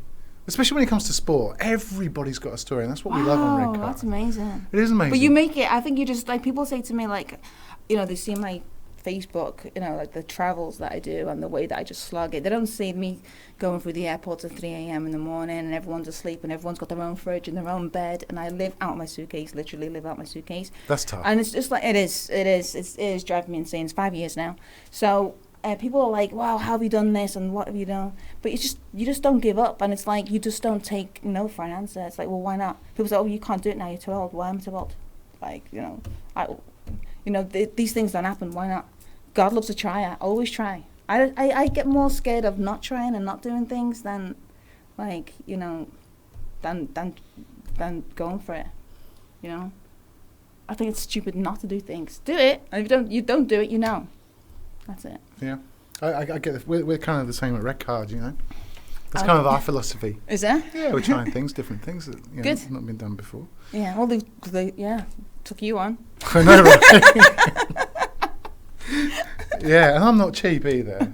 Well, yeah. With Mayling Ng, who's I love it that you actually say the surname. Well, because I'm in Singapore. It's great because I love it that you say the surname correct. Because I get Nig, NG, whatever. Well, it is Ing, spelled. It's just great. It's spelled a bit silly, isn't it? No, okay, it's good. But would you keep that? If you got married, would you keep Ng? Yes, I even got a tattoo of it on my back in case I got married and then I would lose it. But then there was no fear because I'm 40 and still single. Hey, single's the new married. Is it? Yeah. Everyone wants to be single now? Everyone wants to be single. I'm idolised all over then because I'm the longest standing single girl. No, do it. I think it requires a different. If you can stay single for that long, there's something. I very like special. my own company though. Well, geez, you can ask. There's no choice. We'll talk about Mayling's up and coming new film that she'll be in. We'll also have the Geylang International Go Eagles stars in the show. Gabriel Quak. Looking at Nick, I don't know. Can you find out before he comes on, Nick? I can't ask him live on air, can I? All right. He's sitting outside. I will go and ask him. Okay, thanks. They're on the show a little bit later. Plus, we're giving away a Tampines signed shirt for you, Tampines Rovers, with Red Card on the back. It's all signed by the boys, by Jermaine Pennant and co. We want to know, go on to Red Card Sports on Twitter, who is their star signing. You can basically just tell us any player you like because they're all superstars as well. We'll give that away before the end of the show. We'll keep Mailing on for just a few more minutes if we can. Okay. And then you get. In the meantime, that's a big night of FA Cup action, live and exclusive commentary right here on Red Card Sports Radio. It's a red card. I'm going to show you for that. Red Card Sports Radio, the best sports station in Asia. The FA Cup live. Towards Benteke, it's going to come down. Liverpool level. It's Joe Allen. The substitute has done it. This Saturday, hear live commentary of the fourth round match between Liverpool and West Ham. Noble bends in the cross. Carroll's there. Tremendous headed goal. Andy Carroll for West Ham. Tremendous, powerful header from Carroll. As Tottenham come forward and Tottenham score the equalising goal through Dele Alli, who is the Spurs hero again. Colchester and Tottenham Hotspur. And Belly against Jones on his left foot. Count one. Oh, lovely goal. Lovely strike from Moussa Dembele. Cool, calm, precise and in the back of the net. The FA Cup live.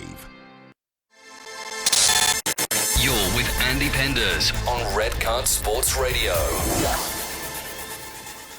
Back, it's the Andy Penders Show on Red Card Sports Radio. We are live on YouTube, live on redcardsportsradio.com. We are live on the Red Card Live app. We are live on StarHub Channel 225. And Mayling Ng, action actress, is looking at me like, I didn't realise we were live.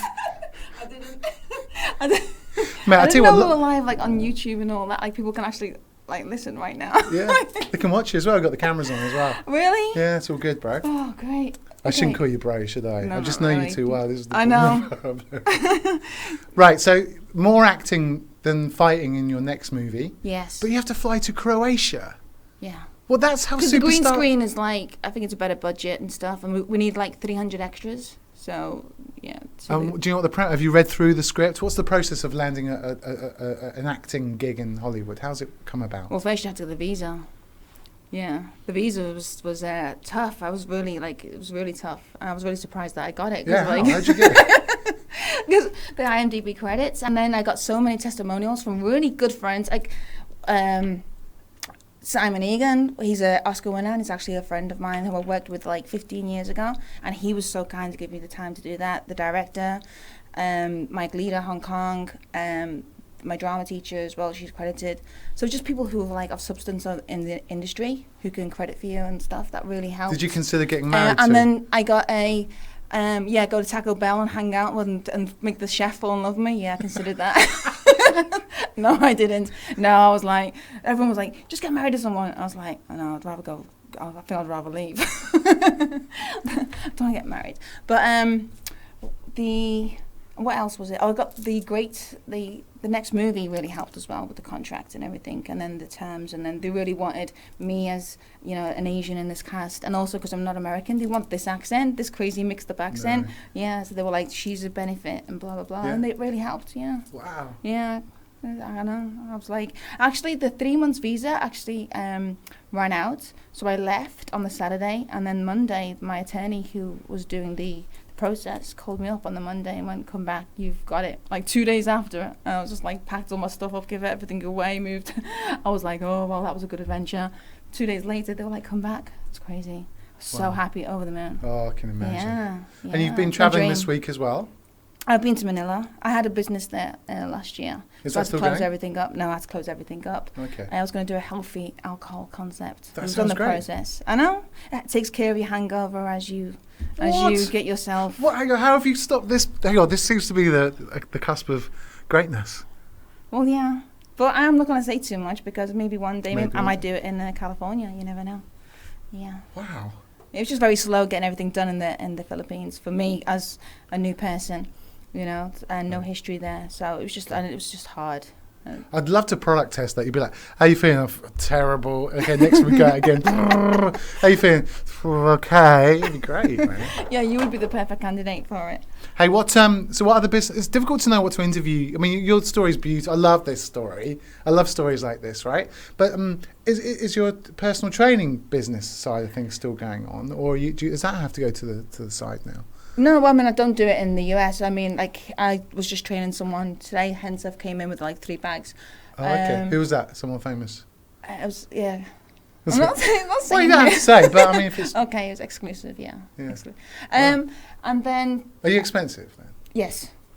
But I'm worth it. Of course. Because if you see my pictures, I'm not just like, you know, one of those really small, skinny girls that, you know, picks up a dumbbell and gets a line and they look like really toned. I am like an actual, like, Teletubby. And then, you know, for me to get on stage and to get like the 6-pack and then come out of it, you know, slowly without rebounding and metabolic issues, and then feasting and gorging again and then coming back in slim. It's like, if you can do it, if I can do it and you see what my natural body type is like, you know, our family, we were based on restaurants. We have restaurants all over Spain, the Tenerife Island. We have like 8 or 9 restaurants. All we do is eat. That's our thing. That's our sport, and our family is eat. And I'm the black sheep because while they get everyone fat, I get everyone fit. So if I can do it, if I can like eat lean, I eat pancakes every morning with peanut butter. I have ice cream every night, but it's protein ice cream. You know, I don't have the fat stuff. I'll have pancakes with protein in, with egg whites, and then I'll get peanut butter. That's the powdered stuff, and I put water in it so it pastes up. You know, I have all my foods. I just do it in a different way. I have jelly every night, which is 0 calorie, unsweetened jelly, and then put BCA powder in, put some Cool Whip on, which is just 10 calories. So a whole pint of dessert is 10 calories. You know, it's just you have to just do these tricks. I show you how to cheat. I'm not going to tell you to be like a nun and just eat like carrots and lentils and do yoga and, you know, things like this. It's not realistic. You're not going to do it. So. Say peanut butter for me again. Why peanut butter? Why? Because you yanked up now. No, I'm Yeah, not. peanut butter. Peanut butter. Yeah. Am I? Did I? Yeah, You know, but- that's the thing. See, wherever I hang out, Yeah. I get the accent You do, I'm a mongrel. I don't, I'm a gypsy. Wherever I haven't been based anywhere. So, yeah, I do. I've got the peanut butter going. Cool. So are you driving around in a cabriolet now in the States with Oh my hip God. hop music and like? What? No, I have a rent-a-car, but the first rent-a-car I got, we gave me one of his worst ones because obviously I was a new client. I'm just coming off the, you don't say motorway, you say causeway. What is it? Off the not highway. That's the. It's highway. No, it's a highway. Is it? That's the. See, that's what happens when you're on live radio. The freeway? Freeway! Thank you. Thank you. And there's the girl that lives there. Yeah. So I was on the freeway and I got on the fast lane, so it was like 5 lanes in, and boom, the wheel just blows up, and I'm in this like old banger with no like back seats or anything, and it's like everything's rusty, and I'm just screaming going across like 4 lanes, hoping no one's gonna hit me as I try to indicate to the safety. It was like, yeah, so that's my kind of cars that I had when I went there. I went back to the company and they give me a brand new one. So now I'm sweet. Now I'm okay, and everything's like, it works. So that's what you gotta do. And you know what? I'm living out of like 4 suitcases. One's sport, one's going out stuff, one's a kitchen, one's something else, one's like toiletries and like office. And I live out of 4 suitcases, and I'm just trying to find a home right now. It's not like I go there and live in Beverly Hills and I got a chauffeur. You go there, you've got a contract to do a film, but you have to find the house. You have to find like a car that doesn't blow up. There's this kind of things that you just put your head down, you do. Wow. Start over. Hashtag FitzPro. Does that annoy you? Does all that annoy you? All the girls on the gym. What's FitzPro? I don't know. I see it. You see it hashtagged on. Just the girl. The girls doing a lot of that in. Selfies and the in thingies. gyms. You can actually go to a gym without taking a selfie of yourself. I don't know if you know that. You that is possible, by the way. Hashtag. That's because you never go to the gym. You should do that, because then people will fall off the chairs and go, "Oh my God, they went into the gym on purpose. He wasn't drunk and stumbled in." Hey, I went to California a couple of years ago. Yeah, I bet you did. With the old cabriolet.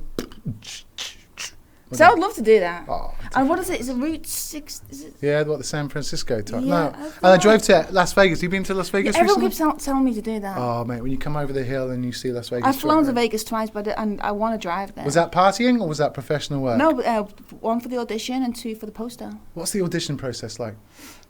It depends what gig, what you want to do. I mean, yeah. So are like loads of people there sitting there learning lines, looking nervous. And you can go to auditions like that. You can go to auditions where they want you to do your own monologue. They can give you sides, which is actually the part of the script. Or, they've already got you in mind and it's just you, which is like, Right. Yeah. I remember going to one here for Mr. John with Aidan Gillen from Game of Thrones. And it was a Singapore and British production. And I was very lucky, feature film. And they were looking for a Chinese strong woman to play the Mama-san role. And my agent just called me up and went, "Look, we're running out of strong ladies. You go." But they want Chinese. Just do a Chinese accent.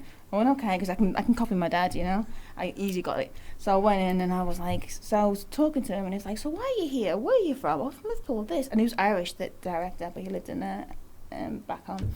And he goes, "So can you do the Singapore accent, English?" And I said, "Yeah." And he went, "But you know what?" He went, "Just do it in the Scouse. I want to hear it in the Scouse." And I thought straight away in that audition, I just knew I had the part because he was already like fitting me into the role. So sometimes you're lucky enough to kind of go somewhere and they're already kind of like putting you in there. You just got to not kind of like mess it up when that happens. That's all.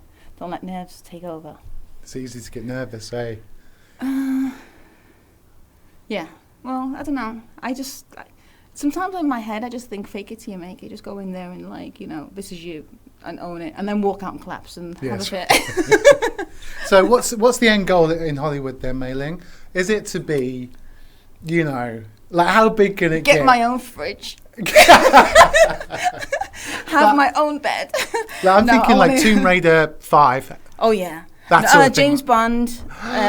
Yeah, I want to be a killer in James Bond. I want to go in Game of Thrones and swing a sword because that is just. I'm such a Viking. I am a Viking. So like, yes. Yeah, okay. like that kind of thing. So Game of Thrones. I have a James Bond baddie. Or like, you know, Wonder Woman kicks Wonder Woman's ass, but then obviously she beats me at the end because that can't happen. You like playing the baddie, do you? That's your... Yeah, it's good. It is good. It is so much fun playing the baddie, because usually if you play the goodie, you always end up kind of getting hurt first and then crying and winning at the end. But if you're the baddie, you get to do like 5 or 6 fights, like looking good, and they're just brilliant. You're just like, you know. And the Americans love an English baddie. They just do. Oh, do they? All the baddies. Think about all the baddies throughout the whole history of American movies. Always English. I haven't noticed that, to be honest. Always English. Okay, I'll look that up. Hey, best of luck with your flight and your Yeah, career. I better go home and pack. Yeah. Hey, thanks for your time. Thank you. You're Thanks welcome. for, yeah. I'll send you the link to our conversation on Oh, okay, brilliant. And have you been periscoping? Is this that Yeah, live? that's Is it. Yeah, I'll take nice. that. So we go, Mayling, superstar, actress. Can people get in touch with you or not? Can there be? You got a fan page or? Yeah, my Facebook, the one that you didn't link me to. You linked me to my personal page, which everyone's trying to friend me now. So don't do that. Okay. Okay, so go to my the page. The official page is Facebook Ng Mayling. So NGMAYLING, or Instagram Mayling Ng. Gotcha. That's it. And Twitter. Missing in Action. Very Missing nice. in Action. Very nice. Without the Without MISSNG, not like the missing. That's good. Anyway, yeah. And Twitter? That is Twitter on. Instagram? Mayling Ng. Oh, my website, mailingng.com. There you go. Easy. Go there. Everything's there. Awesome. Yeah, everything. On the way, Geylang International stars Carlos Delgardo. I think the best football name in the business. And Fabian. Gabriel. I keep saying Fabian as well. I'm just getting my guest names wrong. This is not good. So let's just take a breather from this madness and get to the latest sports news with Nicholas Lim. Thanks, Andy. We start in the Australian Open. Germany's Angelique Kerber has won the Australian Open, upsetting world number 1 Serena Williams 6-3, 6-4, 3-6, 6-3. The German halts Williams's chance to equal Steffi Graf's Grand Slam total. Turning to golf, world number 1 Jordan Spieth has fallen off the pace at the Singapore Open as the competition reaches the home stretch. As of 5:30 p.m, Spieth was 4 shots behind the leader Song Yang Han, and who leads the pack at 10 under. Keith Horn is tied for first with Song, followed by Shintaro Kobayashi, 3 shots behind in third. And finally, in football, Tampines Rovers launched their 2016 S-League jersey today, along with a package deal that includes season tickets. Fans can buy the jersey at $30 and season home tickets for $40, although they can get both of these together at a cut price of just $50. Additionally, customers can have any name and number printed on the kit for a mere $5. With Andy Penders on Red Card Sports Radio. Coming soon on Barclays Premier League Live. Sunderland versus Manchester City from the Stadium of Light. Lovely ball is Van Arnholt, tight angle, and what a lovely goal that is from Sunderland.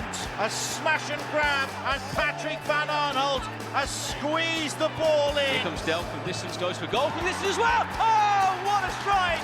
Fabian Delp. Manchester City lead with one of their first real attacks of the game, and it's a strike from nearly 30 yards. Watford versus Chelsea from Vicarage Road. And Watson drives it in, near post, and it's in! Watford take the lead, and Ben Watson's corner has caught out England's Joe Hart. Zuma gets it up in the air, Ivanovic picks it up, chance for John Terry! John Terry for Chelsea in the 8th minute of added time! His first goal of the season! And John Terry has saved Chelsea a point. Who else? Manchester City versus Leicester City from the Etihad Stadium. De Bruyne made it something. Crosses back in towards Sterling, who heads home. Manchester City get the breakthrough they want. Raheem Sterling with the goal. It's an outswinger. It's a solid header into the net. Robert Huth for Leicester City. And finally, a set piece has borne fruit. The corner by Fuchs, outswinging and long, and Robert Huth met it with a thumping header. Liverpool versus Sunderland from Anfield. In towards Benteke, it's going to come down. Liverpool the level. It's Joe Allen. The substitute has done it. Joe Allen has earned Liverpool a point, surely, in one of the games of the Barclays Premier League season. Arnold's in the penalty area. Can he finish it here? And he plays it across. And Jermaine Defoe completes his hat-trick. He is the star Bournemouth versus Arsenal from the Vitality Stadium. Here comes Charlie Daniels down the left-hand side. Daniels, Afobe! It just had to be! Afobe, instant deed course hero, breaks his Barclays Premier League deadlock. Thus it goes towards Giroud, header one by Dammit up in the air. Giroud's going to win the second ball. It's towards Koscielny, who pokes it home for Arsenal. And it is Laurent Koscielny who breaks the deadlock. Chelsea versus Manchester United from Stamford Bridge. Here's William. Good cross from the right-hand side, and it's a goal out of nothing. A goal for the replacement. It's Kennedy, the Brazilian, who's got it. His first Premier League goal of the season. Memphis here for United. Shot block, Rooney! Wayne Rooney is back with a hellacious bang from the edge of the area. Goal Manchester United. That's all coming up soon on Barclays Premier League Live from Talk Sport. You're with Andy Penders on Red Card Sports Radio.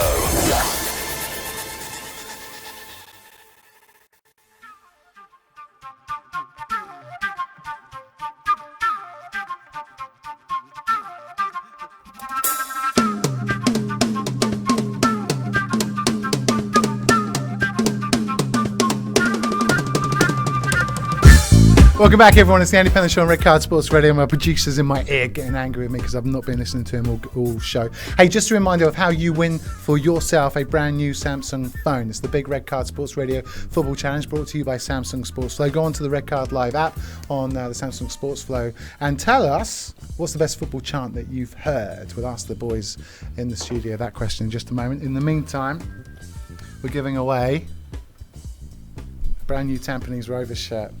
Signed as well by Jermaine Pennant and the likes. Get in touch with us at Red Card Sports and tell us who is their most famous player. Could be any of them. Anyway, I was up to them all game going. Geylang Bole. Right, the transfer window is creaking to kind of. So let's get the latest with Nick Lim. Thanks, Andy. Spanish media are reporting that Real Madrid are still keen to sign Manchester United goalkeeper David De Gea. Madrid, who had their transfer ban suspended pending an appeal, missed out on De Gea last summer after some deadline day drama. But AS claims they have two priorities this year, signing the goalkeeper and also bringing Bayern Munich striker Robert Lewandowski to the Bernabeu. Both moves will only be possible if the transfer ban is not in place. Meanwhile, Mathieu Debuchy could end up at Aston Villa on loan until the end of the season. The Arsenal defender, who is out of the first-team picture at the Emirates, wants to secure first-team football in the run-up to Euro 2016. Elsewhere, Atletico Madrid are offering hitman Jackson Martinez to Chelsea in a desperate bid to land Diego Costa. Swansea have bid £7 million for Crystal Palace striker Dwight Gale. Manchester United are locked in talks over a £30 million deal for Benfica midfielder Renato Sanchez. And finally, Loic Remy is set to sign for Leicester City after Chelsea accepted a bid from the Premier League leaders. Thank you very much, Nick Lim. Don't forget FA Cup action tonight. Some of the pick-out ties: Palace, Stoke, Portsmouth, Bournemouth, big South Coast derby. Villa, Man City, Liverpool, West Ham. MK Dons against Chelsea tomorrow. In AFC Under-23 Championships, it's South Korea against Japan and Murray against Djokovic in the Australian final. How good's that? On the show next, and we've had some real superstars on the show so far. The men's water polo team, we've had Mayling Ng, Hollywood actress, here on the show, but it gets better as we get to Geylang International stars. Carlos Delgardo, Gabriel Quak in the studio. How are you guys? ¿Cómo estás? ¿Cómo estás? ¿Cómo estás? Good to see you guys. Nice and loud into the mic for us. Welcome. What's going on, man? Yeah, it's good, man, Andy. Hey, good to see you. I got to play you something on my phone because I went to the Larkin Stadium on Tuesday with the boys, right? And we were busy singing. We hope you enjoyed, man. Listen to this. We did.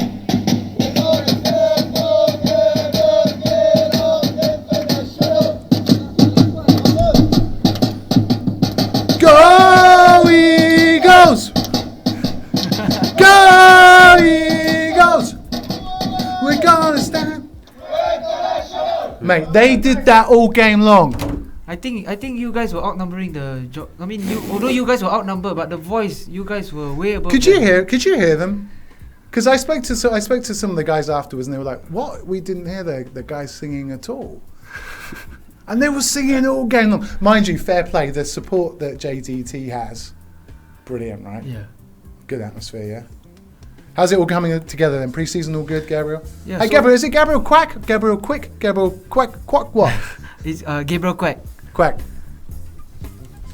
Good. Well, it's good to clear that up, Yeah, man. it's good. Because I hear commentators say lots of different things. Yeah.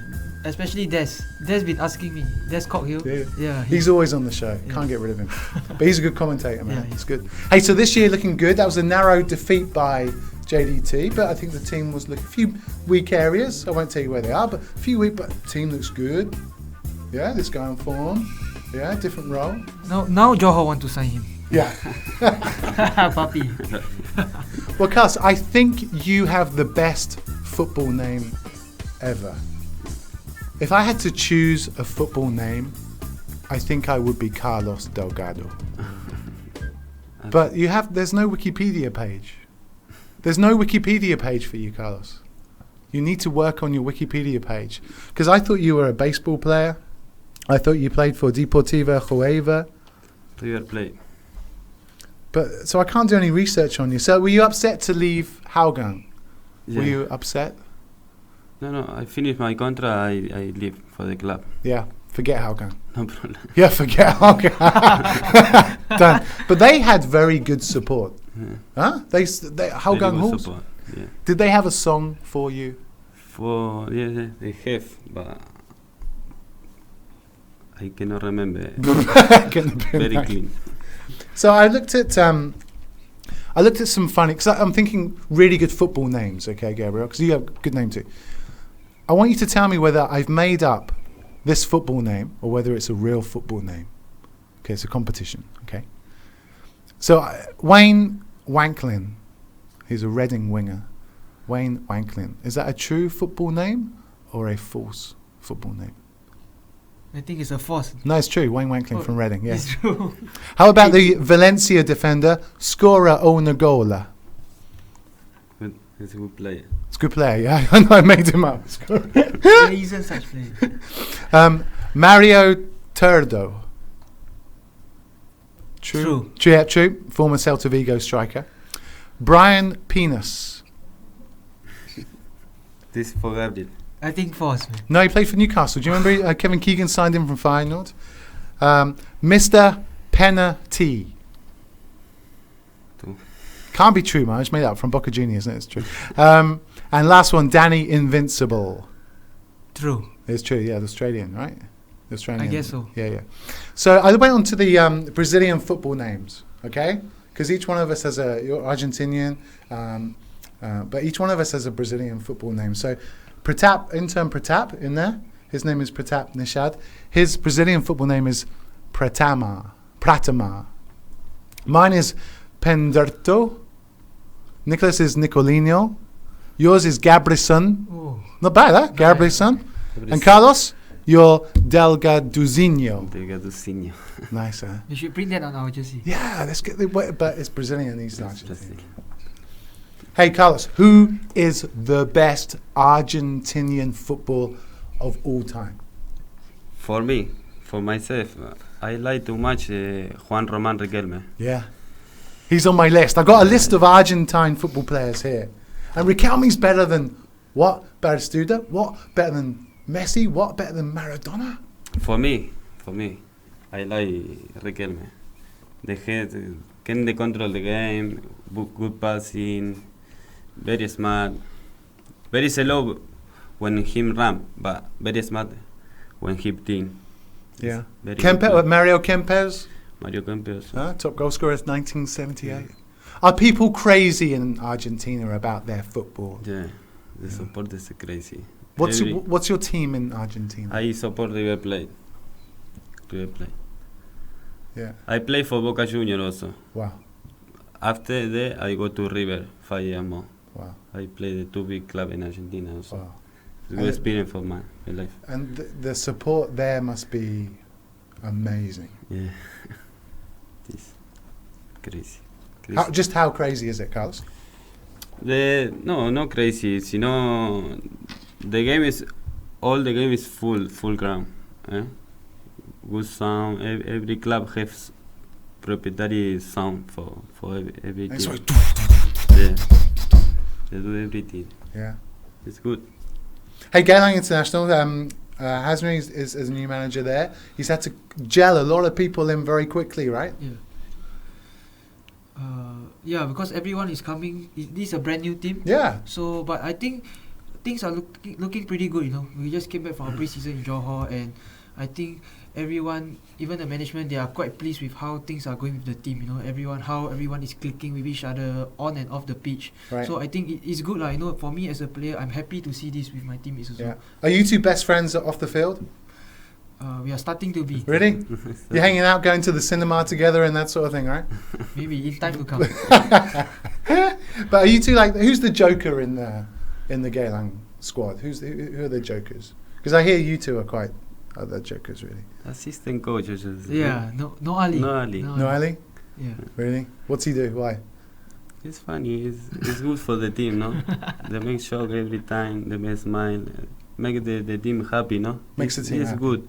Everybody working like family, no? This is the best point for our team, no? So first game of the season, Monday night.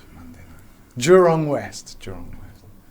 But anyway, 7:30 against title favourites Tampines. Can you do me a massive favour?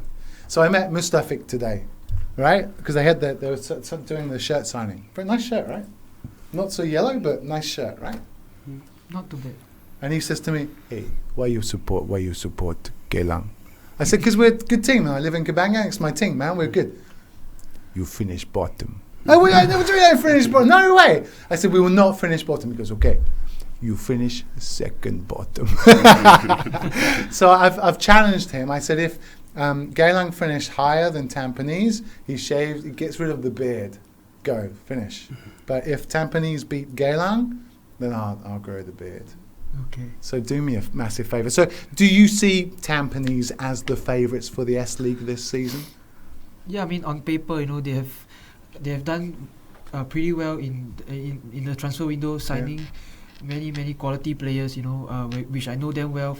Most of them are my ex-teammates, and now with the pennant, you know, this hype coming in. So yeah, you know, it's good. I mean, all the talk is on them, and we are happy to let them have it. Yeah. Yeah. But can you beat them, please? First game of the season, that would be. For me, silently, you know, within myself, I feel that we couldn't pick a better opening game for ourselves. You know, it's good to face them. I want to face them in the first game. Yeah, it's good. And you have a different role this year, Carlos. Do you? Do you have more of a freer role? Yeah. Yeah. I have more the ball this year. Yeah. I play more for attacking. Last year, okay, no have the ball too much because every time they play long ball too difficult for me. I should play, no. Yeah. But for sure. When I have the ball, it's better. It's better for me. Yeah. And where you be playing? Left wing, right wing? Actually, I'm comfortable on either side. Yeah. So I will just play wherever the coach wants me to. Yeah. But I went to watch. So I saw the JDT game. I saw the game against Juan Frau as well. But I went to see Hougang against Warriors yesterday. Okay. Like, you can beat them. You can just, if you down that, especially on the wings, no problem. You should be able to beat those guys, you know. But Warriors look strong as well. Good. Yeah, good I players. think they've done pretty well in pre-season. 3 wins so far. Yeah. Yeah. In fact, everyone looks strong. So are you, as players, as excited as we are at Red Card Sports Radio for this season? Like, can you feel that with all the returning of the lines, you guys are coming back? Do you get the feeling that...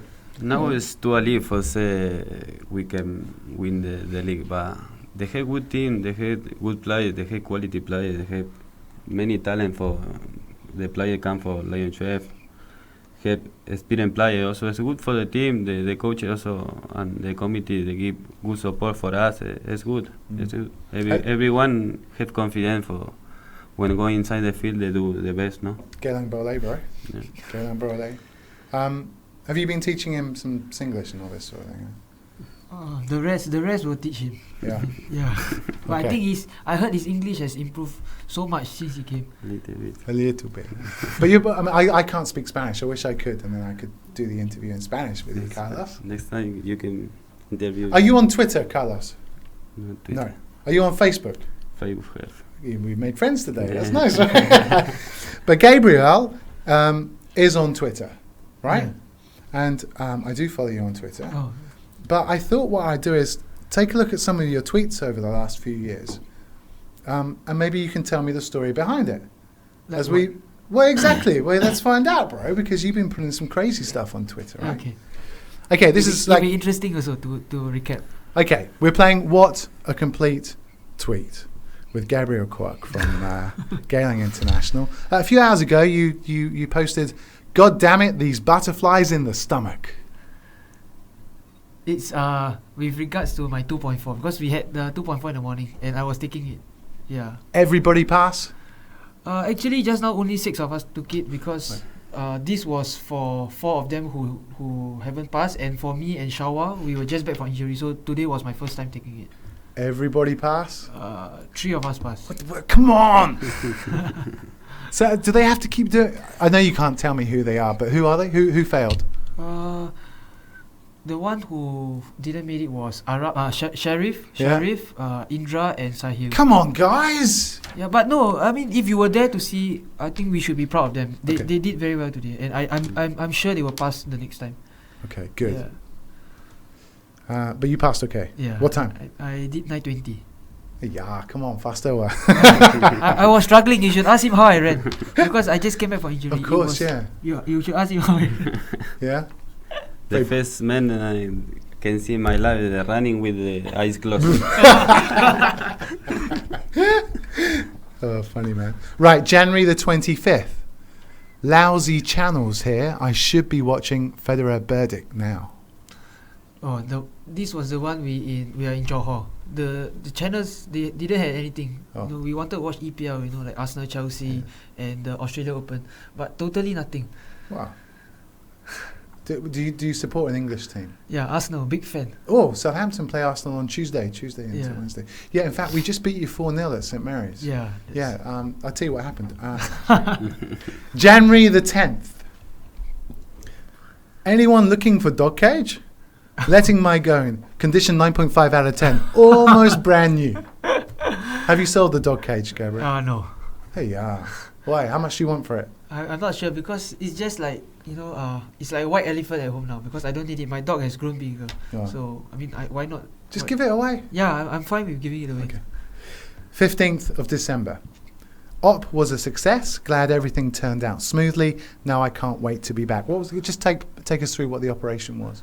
Okay, basically it was just it was a scope operation on the ankle, because I figured out that since I didn't have anything going on in November and December compared to the previous 2 years where we had SEA Games and Suzuki Cup, so I thought that it was a good time to do it, because it's a minor op, so it's just a cleanup of the scar tissues, and so to just this is a good time for me. Yeah, good time. Okay. 27th of November. Woke up suddenly craving for Al Qasimi's cover of To Love Somebody. Because Qasimi, he always sends me private message, on WhatsApp. We chat via WhatsApp, and sometimes we will send each other's photos and videos. So he was sending me this video. I think he posted it on Twitter too, about him singing. Okay. So I was just like disturbing him. You should go check it out. Okay. I hope he's listening. 19th of May. How the hell did I forget to drive my car home and walk home instead? I can't remember this. Yeah. 2nd of May. Fans like these don't deserve my respect. DHF, today it took a plunge. Sad to say. Oh man, this is a bit sensitive. But Well, you put it on Twitter. It's not I don't really like to put such things on Twitter, but it was just I allow my emotions to get the better of me, because I mean, for us footballer, with all this, we have you have criticism, all this. I'm fine to take it, but sometimes things, when some people cross over the line, I think it's everyone has their limits lah. So that's all I can say. Okay. Yeah. Why? What happened? No lah, it's just some Lions shelf match, some fans, and I'm okay with them hurling abuse, but sometimes when they mention things like race and certain things, I think it's not very nice lah. So 31st of December 2014. Morning training is a trap. Says you have the evening off, but in actual, it make you sleep the evening off. Hashtag shag. Isn't it not true? It's true, what? I guess so, yeah. 20th November 2014. Why are people fake? Hashtag be real. Yeah, you know, like, I just feel that human beings are the most scary people, you know. It can be nice, but yeah, sometimes you just got to be, you know, you have to see, you know, who are really there for you and things like that. Well, I think this is reality. This is reality. Yeah. Right, last one. 18th of October 2014. Ruffle and I say hi, and then you have a dog selfie. You and the dog. Rafa. Ruffle. Oh, Truffle. Oh, Truffle. Yeah, it's my friend's dog. It's a big golden retriever. Very nice. So if you need to follow Gabriel, what's your Twitter? Gabriel Quak 7 at. Right. Yeah, Gabriel Quak 7. And what do you typically tweet about? No lah. I'm just random stuff. I'm not really just random. Brilliant. We are with Gabriel Quak and Carlos Delgardo, the best football name in the world, as we talk Geylang International. Geylang Ballet, guys. On the way, we'll be talking about this coming season. Plus, I want to go through every single one of their squad teammates and work out whether they would like to either ditch them or take them to a party. Let's get the very latest sports news now with our producer, Nicholas Lim. Thanks, Andy. We start in tennis, and Germany's Angelique Kerber has won the Australian Open after she upset world number 1 Serena Williams. The German took the game 6-3, 4-6, 6-3. Turning to golf, world number 1 Jordan Spieth has fallen off the pace at the Singapore Open as the competition reaches the home stretch. Spieth is 4 shots behind the leader Song Yang Han, who leads the pack at 10 under. Keith Horn is tied for first with Song, followed by Shintaro Kobayashi 3 shots behind in third. Finally, in football, Tampines Rovers launched their 2016 S-League jersey today, along with a package deal that includes season tickets. Fans can buy the jersey at $30 and season home tickets for $40, although they can get both of these together at a cut price of just $50. Additionally, customers can have any name and number printed on the kit for a mere $5. Thank you very much, Nicholas Lim. We are giving away a brand new signed Tampines Rovers shirt signed by all of the boys here. It's got red cards written on the back there. We want to know who is there. Just name a player. Just name any player and we'll give this away. How are we doing with entries, Pratap? It doesn't look very good. Okay, well, we give it away during the week as well. Just get in touch and just let us know. Just enter our competition at Red Card Sports. A reminder of who's in the show today.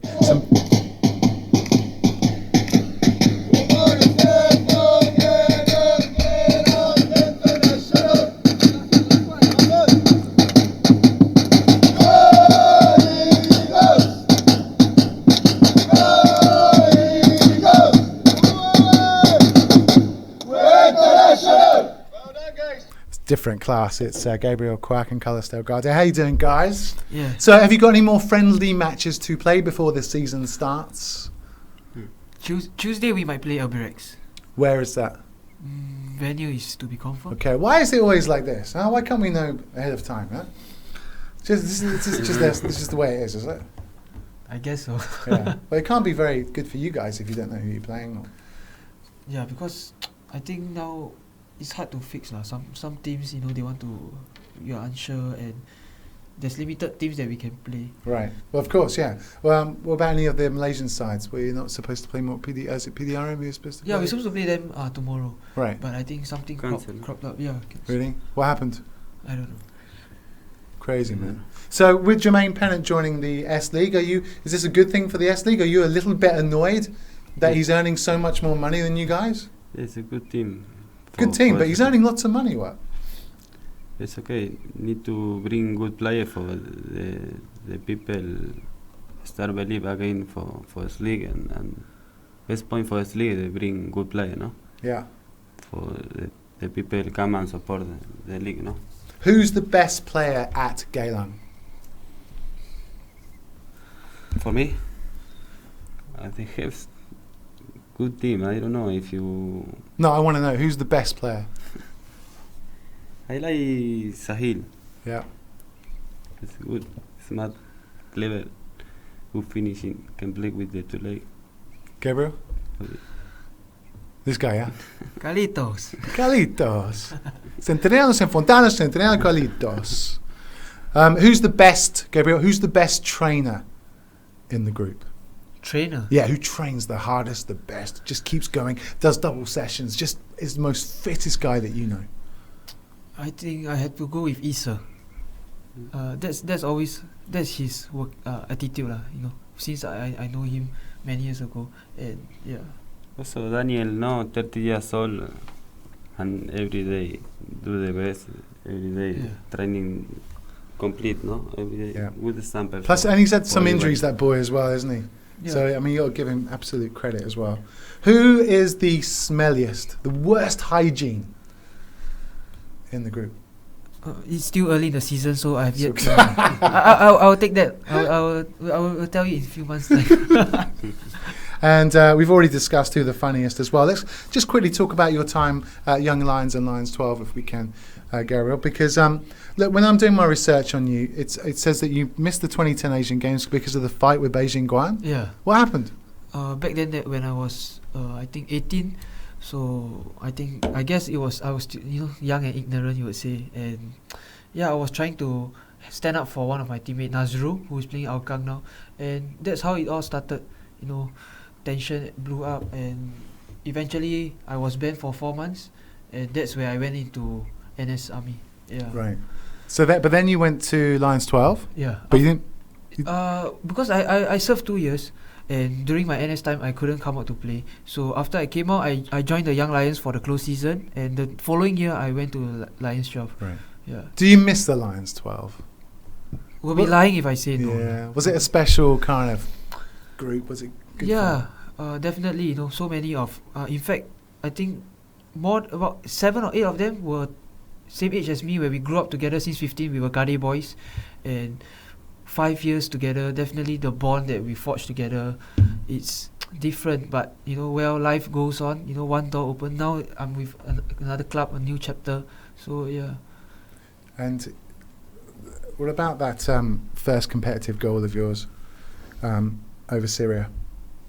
Oh, that's special, man. Until today, when I think about it, it still gives me goosebumps, because I made my international debut against Laos, and I was glad and one of the lucky few to have scored on my international debut. So against Syria was my 3rd cap, and it was my first competitive, and I came on, I think it was around 81st minute, and second touch I scored.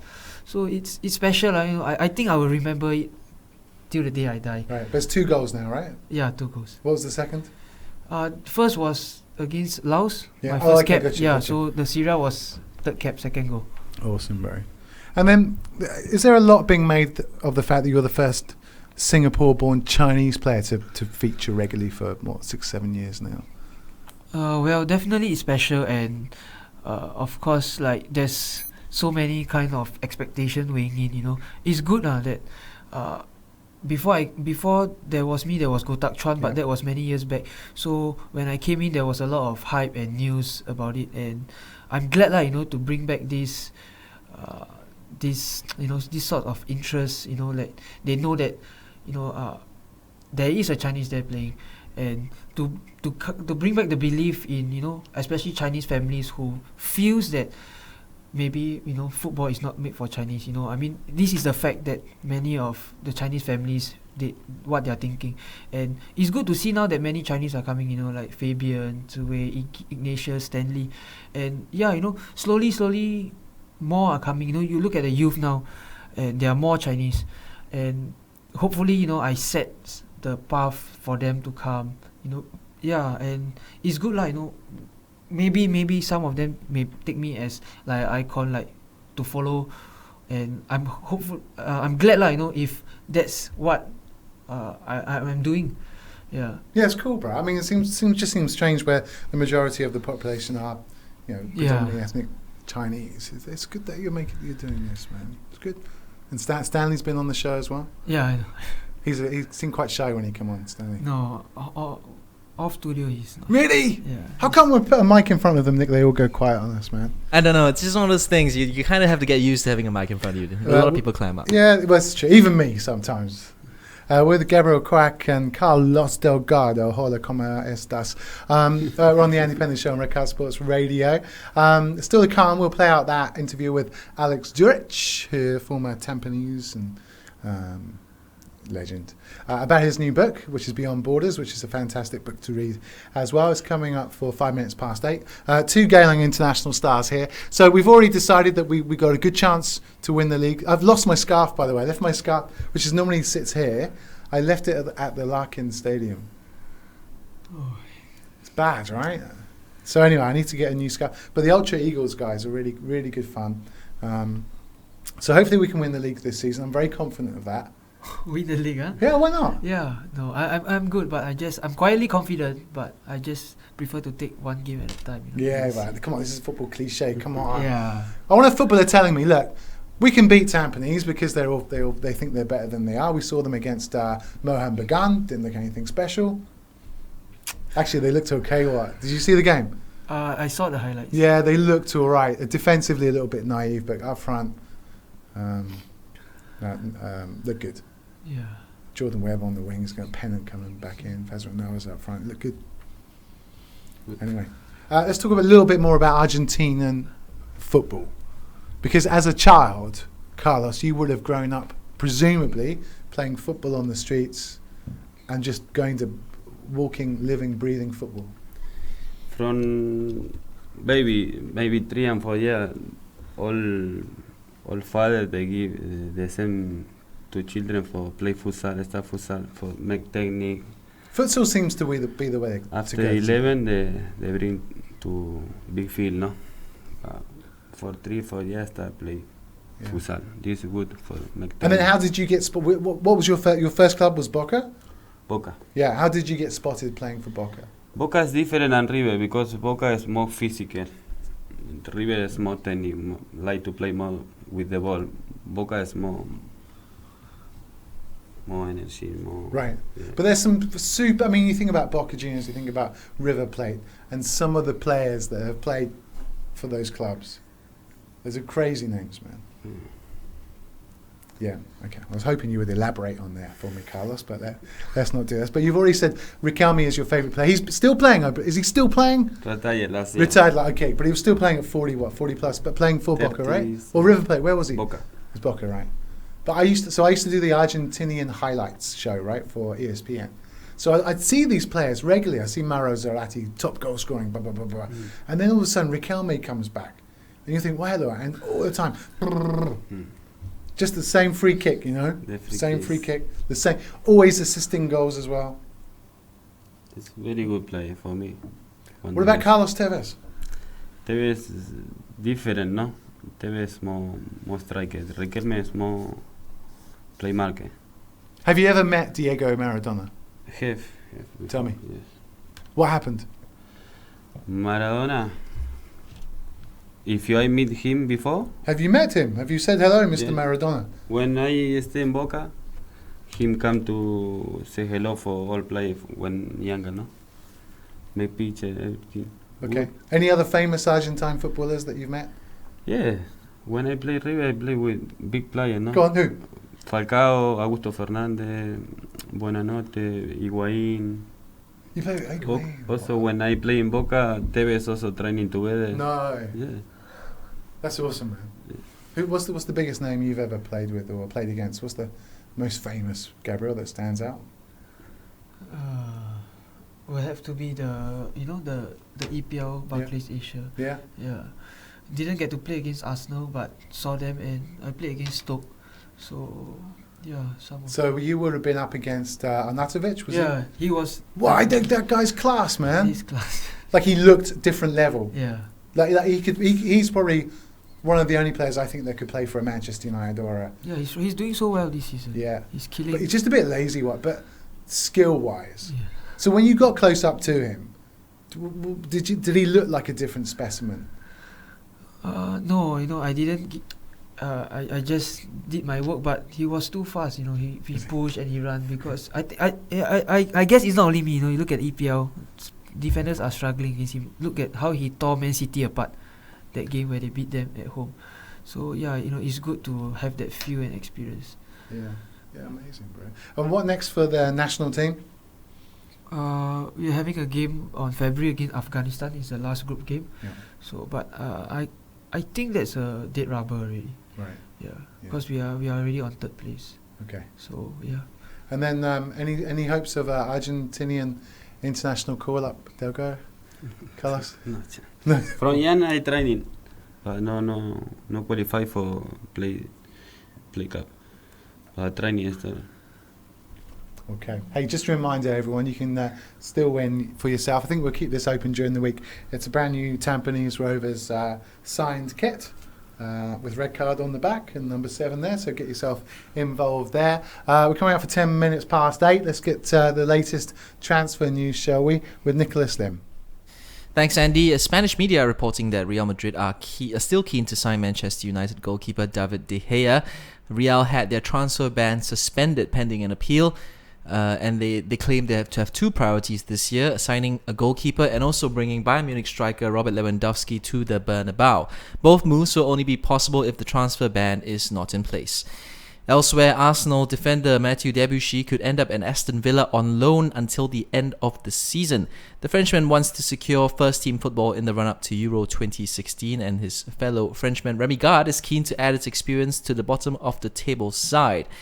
Meanwhile, Atletico Madrid are offering hitman Jackson Martinez to Chelsea in a desperate bid to land Diego Costa. Swansea have bid £7 million for Crystal Palace striker Dwight Gale. Manchester United are locked in talks over a £30 million deal for Benfica midfielder Renato Sanchez. And Loic Remy is set to sign for Leicester City after Chelsea accepted a bid from the Premier League leaders.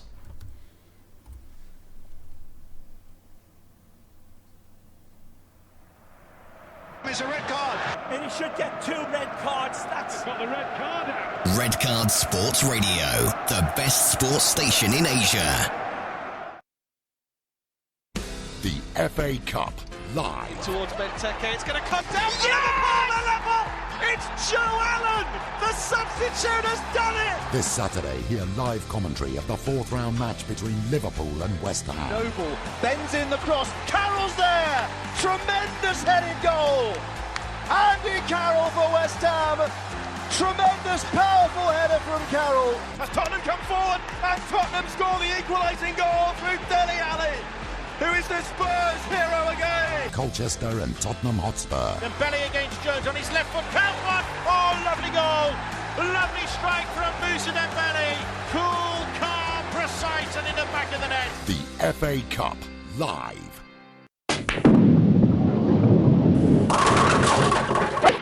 Enter a new generation of sports. Red Card Sports Radio. Welcome back. It's the Andy Penders Show on Red Card Sports Radio. We're streaming live on YouTube, live on the Red Card Live app, live on redcardsportsradio.com. We are with Gabriel, Quak and Carlos Delgardo from Geylang International. I see a Tampines played Albirex tonight. The score was 1-1. Sorry, Andy, I want to interrupt you. Going back to the question about the famous footballer. Yeah, go. I don't know how can I forget that, but it was Ronaldinho. I actually trained with them. When the Olympic thing when they came, it was a star-studded squad with Ronaldinho, they had Robinho, Pato, Marcelo. Yeah, that was the squad. How are you forgetting this? Yeah, I don't know. After when you went for break, I thought about it. And how can I forget that? Did you speak to him? To him? Yeah. In fact, because I was not in the team to play against them, in fact, I was training with them. We had a week training, so every day we were just reporting, same time training with them, and we were just training together. So I felt that it was better than playing against them. Wow. Yeah. What did you learn? No, it was an eye opener, definitely. Like, you watch them, how they warm up, they go to training, everything, how all the setup it is, and training. It's just simple and pop, and it was fun, and I was pretty young then. And this is where you learned the elastico. Maybe, I guess. I think so. No, I just saw something on YouTube where you were Yeah. showing Men's Health how Yeah, to. they assigned me that role. Yeah. Yeah, it was fun, man. Yeah. Ronaldinho, he's a good guy. Yeah. Well, he's working with Tampines as well, right? Yeah. Or Tampines Youth South. I see Jermaine Pennant scored tonight. Penalty, right? Penalty. Yeah, penalty. Oh, it was penalty, was it? Yeah. Have you got your scouts all over, right? So as soon as there's a pre-season friendly, you know the results, man. You know It's on Twitter. It is on Twitter, yeah. So I finished an hour ago as well. Yeah. Good effort. Well, let's hope you beat them as well, guys. I'm gonna give you a lot of support this year, Geylang. Thanks. I'm going to give you a lot. I'm a bit upset I have to travel to Geelong West, first game of the season on a Monday night. That's not good, is it? You'll be worth it, huh? Yeah. No, I don't mind. I will do it. But Bidoc Stadium is the place to be. And you got some really good support this year as well. I think we'll try and do better than the Haugen support, because that was special, right? The Haugen support was very good. Yeah. All right. Hey, thanks for your time tonight, guys. It's I our really pleasure, appreciate it. Andy. Thanks for remembering that Brazilian training story Yeah. as well, bro. I had to see it. On the way, we'll still play out the interview with Alex Duric, because that was very special. On Red Card Sports Radio, still so much to come. The FA Cup gearing up for the fourth round. Saints are out. That's perfect. It means we can gear up for the Arsenal game Tuesday night into Wednesday morning and hammer them once again. But so much coming up on redcardsportsradio.com. Team news, score flashes, and the best footballing guests. Red Card Sports Radio. Coming soon on Barclays Premier League Live. Sunderland versus Manchester City from the Stadium of Light. Lovely ball is Van Aanholt, tight angle, and what a lovely goal that is from Sunderland. A smash and grab, and Patrick Van Aanholt has squeezed the ball in. Here comes Delp from distance, goes for goal from distance as well. Oh, what a strike! Fabian Delp. Manchester City lead with one of their first real attacks of the game, and it's a strike from nearly 30 yards. Watford versus Chelsea from Vicarage Road. And Watson drives it in, near post, and it's in! Watford take the lead, and Ben Watson's corner has caught out England's Joe Hart. Zuma gets it up in the air. Ivanovic picks it off. Chance for John Terry! John Terry for Chelsea in the 8th minute of added time. His first goal of the season. And John Terry has saved Chelsea a point. Who else? Manchester City versus Leicester City from the Etihad Stadium. De Bruyne made it something. Crosses back in towards Sterling, who heads home. Manchester City get the breakthrough they want. Raheem Sterling with the goal. It's an outswinger. It's a solid header into the net. Robin Hood for Leicester City. And finally, a set piece has borne fruit. The corner by Fuchs, outswinging and long. And Robin Huth met it with a thumping header. Liverpool versus Sunderland from Anfield. In towards Benteke, it's going to come down. Liverpool a level. It's Joe Allen. The substitute has done it. Joe Allen has earned Liverpool a point, surely, in one of the games of the Barclays Premier League season. Holt's in the penalty area. Can he finish it here? And he plays it across. And Jermaine Defoe completes his hat-trick. He is the star man once again. Bournemouth versus Arsenal from the Vitality Stadium. Here comes Charlie Daniels down the left-hand side. Daniels, Afobe! It just had to be! Afobe, instant deed court hero, breaks his Barclays Premier League deadlock. Gossett goes towards Giroud, header won by Dummett up in the air. Giroud's going to win the second ball. It's towards Koscielny, who pokes it home for Arsenal. And it is Laurent Koscielny who breaks the deadlock. Chelsea versus Manchester United from Stamford Bridge. Here's Willian. Good cross from the right-hand side, and it's a goal out of nothing. A goal for the replacement. It's Kennedy, the Brazilian, who's got it. His first Premier League goal of the season. Memphis here for United. Shot block. Rooney! Wayne Rooney is back with a hellacious bang from the edge of the area. Goal Manchester United. That's all coming up soon on Barclays Premier League Live from Talk Sport. It's a red card. And he should get 2 red cards. That's got the red card out. Red Card Sports Radio, the best sports station in Asia. Welcome back. It's the Andy Penders Show on Red Card Sports Radio. Joining me is the second scouser of the night after Mayling Ng. It's Alan Bentley. Hi, Al. Hi, Andy. How are you? Yeah, good. Thanks, buddy. What's been going down? Good. Yeah, it's been an interesting week on the celebrity front. We had a nice chat with Tony Gale, former West Ham player. Looking forward to the game against Liverpool today. Also, he won the title with Blackburn, and Blackburn, they're away at Oxford in a tricky FA Cup tie. And then Ronnie O'Sullivan, the snooker player, the greatest player that's ever lived, and in many ways a fascinating guy, because we know he's had his issues and mentally he's can be a little bit odd at times, but it was fascinating just talking to him about how he prepares and how mentally he gets himself in tune. He's a fascinating character, and you know we bandy the word legend about too often with various sportsmen. When you look at the way when he wants to dominate, when he wants to win, and that's what he was saying. If he goes into a tournament feeling wants to win, he will win it. It's all a mental side for him, and he is a true legend, Andy. He put proper ledge. I mean, and this guy can play left-handed if he wants to as well, right? Well, that's right. We were talking about mind games and this, that, and the other. And, we were talking about football managers and what they used. And I was saying, look, Bill Shankly in his day would have done exactly the same as Alex Ferguson, Jose Mourinho, make no mistake about that. And, he was saying in some of his games, like when he almost destroyed a fellow called Alain Robidoux, a Canadian player, by just playing a whole match left-handed against him and still beat him. It's one of those things, if that helps him mentally and it destroys the opponent, as long as it's not cheating, I think it's all fair in the game.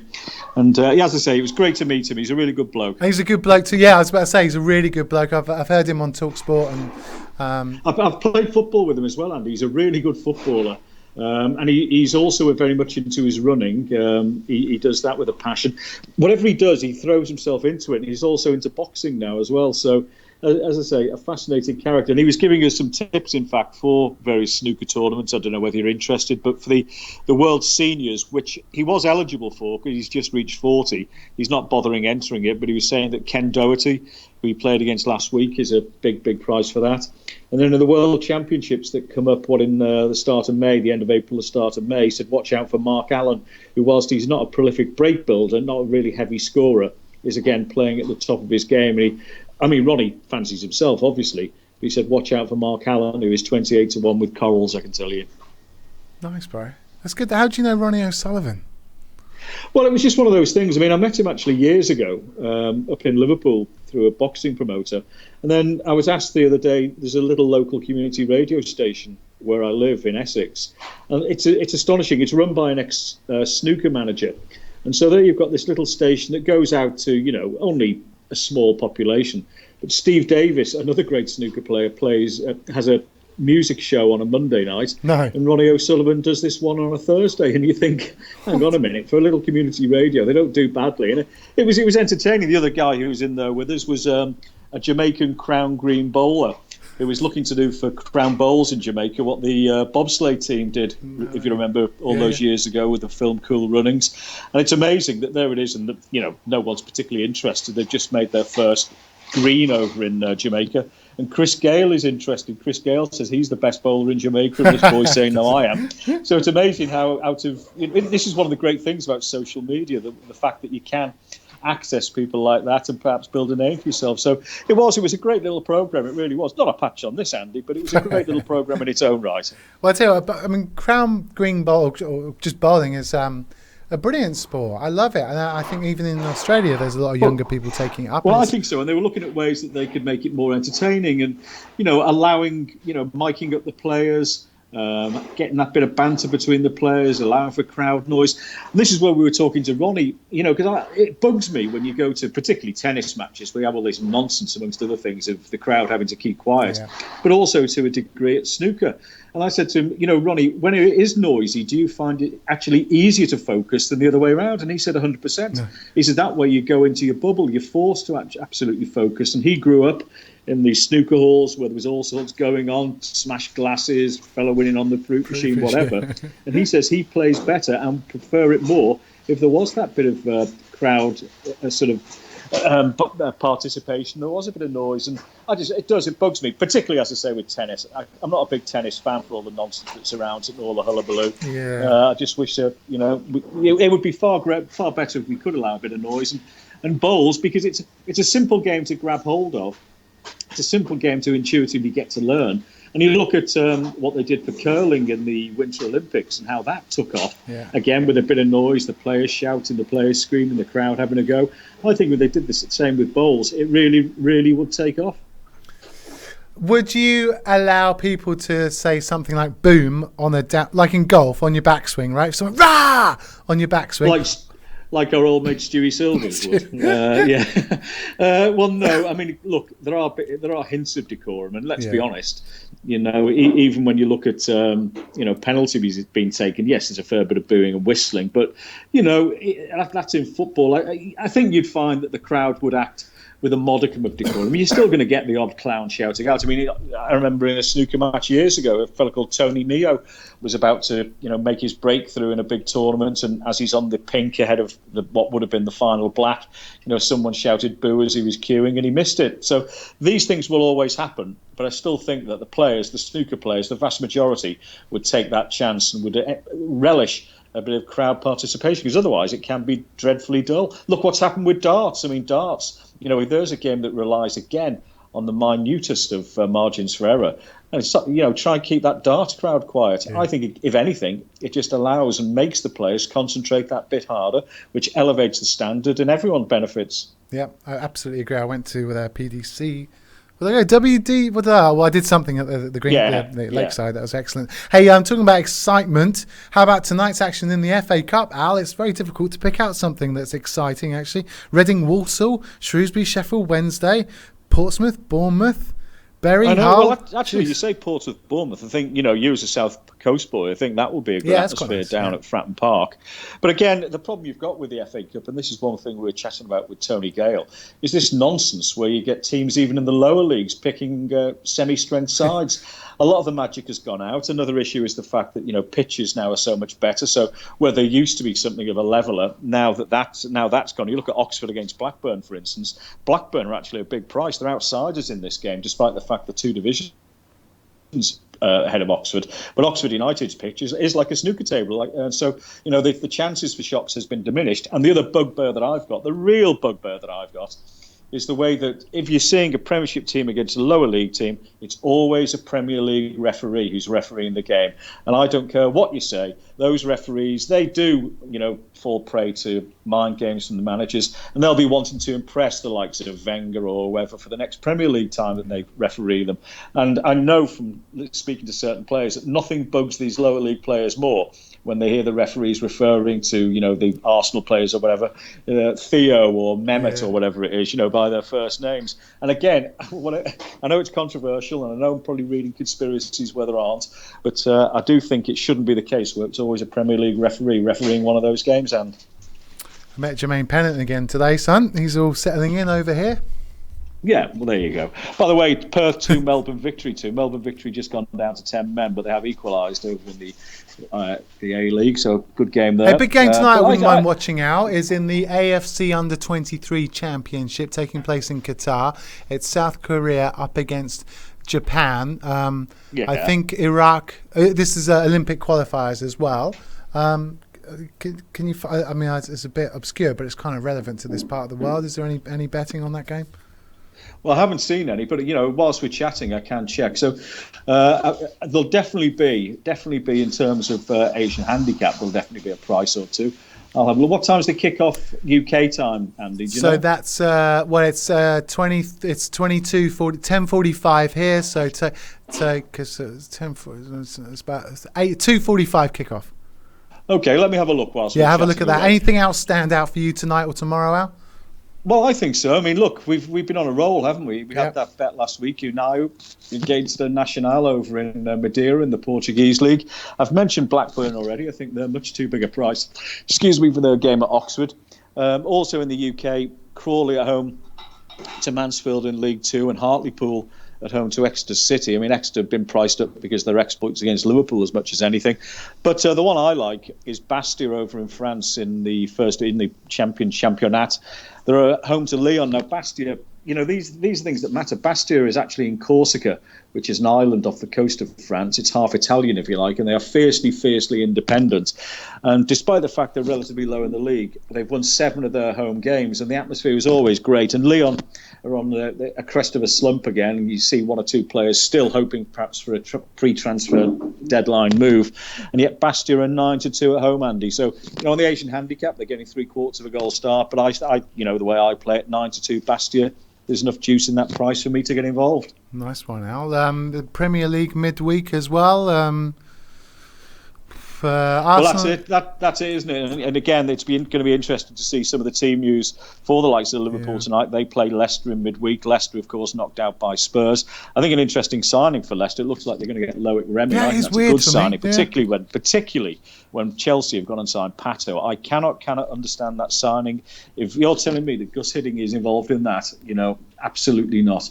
It's a ludicrous signing. A fellow whose career is gone, who's been injured, who couldn't make it work back in Brazil. He's never going to make it work in the Premiership. And I think that's taken some of the... I think the fact that Adebayor's been on the move has taken some of the sort of criticism away from Chelsea. But I tell you what, I'd have Adebayor ahead of Pato all day long. Yeah. Where's Adebayor gone?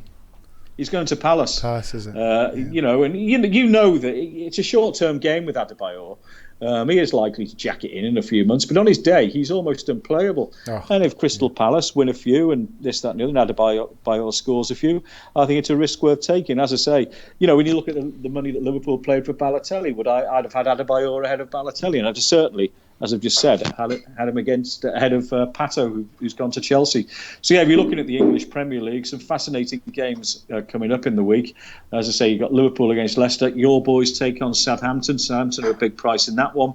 Norwich are home to Spurs. Sunderland are home to Man City. You can't see Sunderland getting anything out of that one.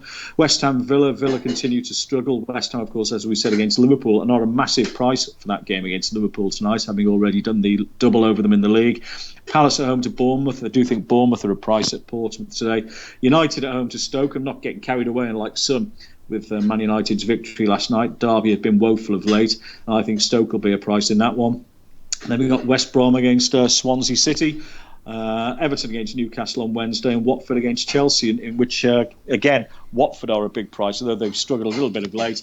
I think perhaps with the transfer window gone and Igalo still at Vicarage Road, I think there'll be a big price for the game against Chelsea.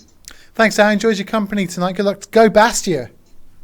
There you go. Well, good luck, and I'll speak to you very soon. All right, thanks a lot. Alan Bentley there joining Cheers, us on Red Card Sports Radio. Right, thanks for coming tonight so far. We'll replay what we did with Alex during the week because it's truly an inspirational story. If you're watching live on YouTube or if you're watching live on the Red Card Live app, if you're listening on Startup Channel 225, we'll say goodbye right now. In the meantime, let's get to the latest sports news with Nicholas Lim.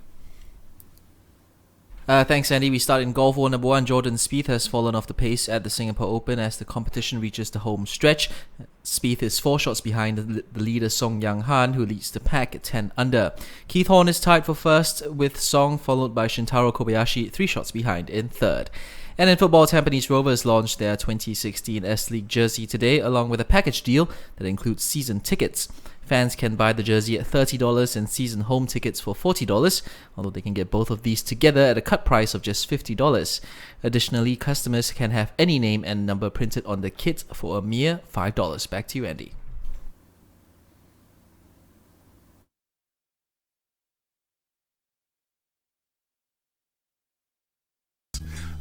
Just before I introduce our very special guest, I just want to give you a flavour of just the excitement in the studio at the moment. Okay, because intern Pratap, when I told him that Alex Duric was coming in to the studio, he kind of wet himself. What's going on, Pratap? Bro, I can't hear you. Mic up. Yeah, man. Sorry. Alexander Duric. I think he's the one who got me into Singapore football and everything. I took photographs with him when I was 15 years old. I still remember that. So he's been inspirational, like leading the Singapore team and everything. Yesterday when we found out about him coming here, I just couldn't stop smiling for a solid 5 minutes. I know this sounds a bit weird coming from a dude, but seriously. Right, thanks for that. It's the perfect setup, isn't it? Because in the house we've got former Olympian, S-League winner, multiple Suzuki Cup winner, Singapore captain, 3 times Singapore Player of the Year, 4 times top goal scorer, Singapore International, People's Choice Awards winner, and now author Alex Duric. How are you? Good to see you. Hey, thanks for your time. Thank you so much for inviting me here. Yeah, you're welcome, bro. Hey, what's happening? Well done for writing the book. And there's so many stories, and it's an inspirational read, and I loved every minute of it. It's a thrilling journey. Thank you for that. We'll get on to that in just a moment. What's happening with you now, Alex? Well, I'm a kind of been released by Tampines in the end of the last season, and kind of was without job in last month. It's tough, bro. Yeah, it was tough. You know, I know how's the now feeling when you lose job in Singapore. So it wasn't easy, but I'm a positive guy, so I had a few job interviews, and finally got my job, and we're going to start working for Sport Singapore from the 1st February. And what's the role? My role is involve football, which one I love it. That's what I have a passion for, and joining the organization, which one is it's all kind of enthusiasm about football and about sport, any kind of sport, and so I'll be enrolled in trying to set up in football academies through the Singapore. Of course, we'll be work closely with the Football Federation of Singapore. That's right up your street. Yeah, I mean, that's right up. That's what you do. Yes, that's what I love. That's what I be doing, and I'm a bit scared of because I just scared to be in office. Yeah. I hope, so you have to wear a tie. Yes, I hope I'll not need to wear the tie and shirt and pants, and but I guess I have to get used to that. And, but this is the thing about footballers. I think, from what I can see, the footballers that enter into the professional world, always punctual, always work hard, always give it 110%. Yeah, you're good employees. Yeah, that was my life all the time until today. Nothing changed. Everything is in my watch, in my looking on the watch and looking on time, and never been late. Never been late in my life for training. Never really missed the games, many games. So I hope I can give something now to the younger generation, younger boys in next few months when we set up these academies, to see me as maybe some role model or somebody who can look after and look and I'll try to guide them, and not only just to learn basic football for the small kids, but also same time they need to learn some life value in So yeah, looking forward. Yeah, brilliant. Talking about the next generation, did you see that Tampines were knocked out of the Yes, ACL I was watched last night. I must say, good game, right? Yeah, it was a really good game. I kind of expected that Tampines will be a bit tough for them because they just start pre-season. I think this Indian League start already. I think the Indian team was much sharper. Which one is no surprise. Tampines still don't have a really competitive any game. They just few friendlies, and coming day it was tough, plastic pitch. But I must say that if Fazrul goal was 10, it was a clear goal. Yeah, that's 2-2. That's always in this kind of competition. The one small mistakes and from the referee or linesman this time, and we was knocked out. But probably it will be a different story. I think we was just coming into the game. Yeah. Giving a good fight, and 2 minutes into the second half. Unfortunately, we're out. But still looking forward for the IFC. I think the Tampines have a good squad to go far. I did in 2003 with Geylang. We went all the way to semi-final, and so I'm looking forward for the Tampines to do, if not same, even to go to further, go to the final, because we saw the JDT won last year. So this. It's a lot of to look forward for the Tampines team. I went to the Larkin Stadium this week to watch the friendly with I was Geylang. there. You were there? Yeah, I was there. Yes, I was there. Where was the what? I was there next to the Prince. Oh, nice. I was there. Yes, I was. Of course, my old club. What an atmosphere! Yeah, what atmosphere for the friendly game. You can see there's a little bit what we're lacking here. Hey, it was a friendly game. I took a video. I saw that on the Facebook. 150,000 people watched that video. Yeah, you see. It's just amazing, and how much Johorian love the team and love the football there. It's just amazing. I was there and I watched. I must say, Geylang was much better team. I was surprised to see the JDT in that. They coming. I mean, the league going to starting soon, and yeah, it's a bit sleepy, didn't they? Very sleepy. I think I'm not sure if the coach trying to do some new tactic before the league start, but. If they go into the league, and plus they're having tough game already in the qualifier for the Champions League against Muntong in I think 2nd February. Yeah.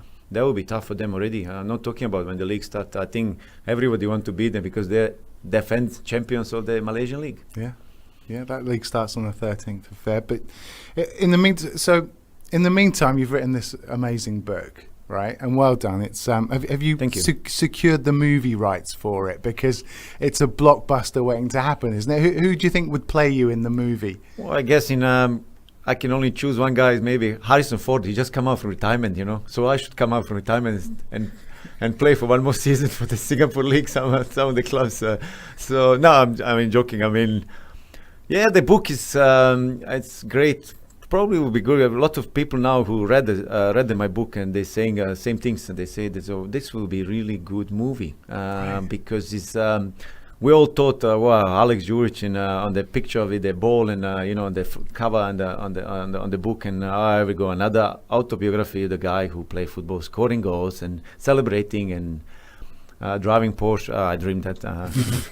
But it's I not didn't go that. that far. But it's not that. Actually, it's not that. It's a lot of life stories. When I was a kid, and a lot of memory, a lot of inspirational stories, a lot of what I went through my life until all the way coming here to Singapore. So it's a great book to read for all kind of generations. It's for everyone, isn't it? For everybody, Yeah. yeah. Even who's not football related. I know that a lot of people know me as a football player, but I think after, if they read my book, they will know who I am really. And it's trust some me, journey, Alex. Yes, It's some journey. yeah. It's a story- tough journey. Tough journey, It's a but story about never giving up. It's a story about chasing dreams. It's a story about taking risks. It's a story about adversity.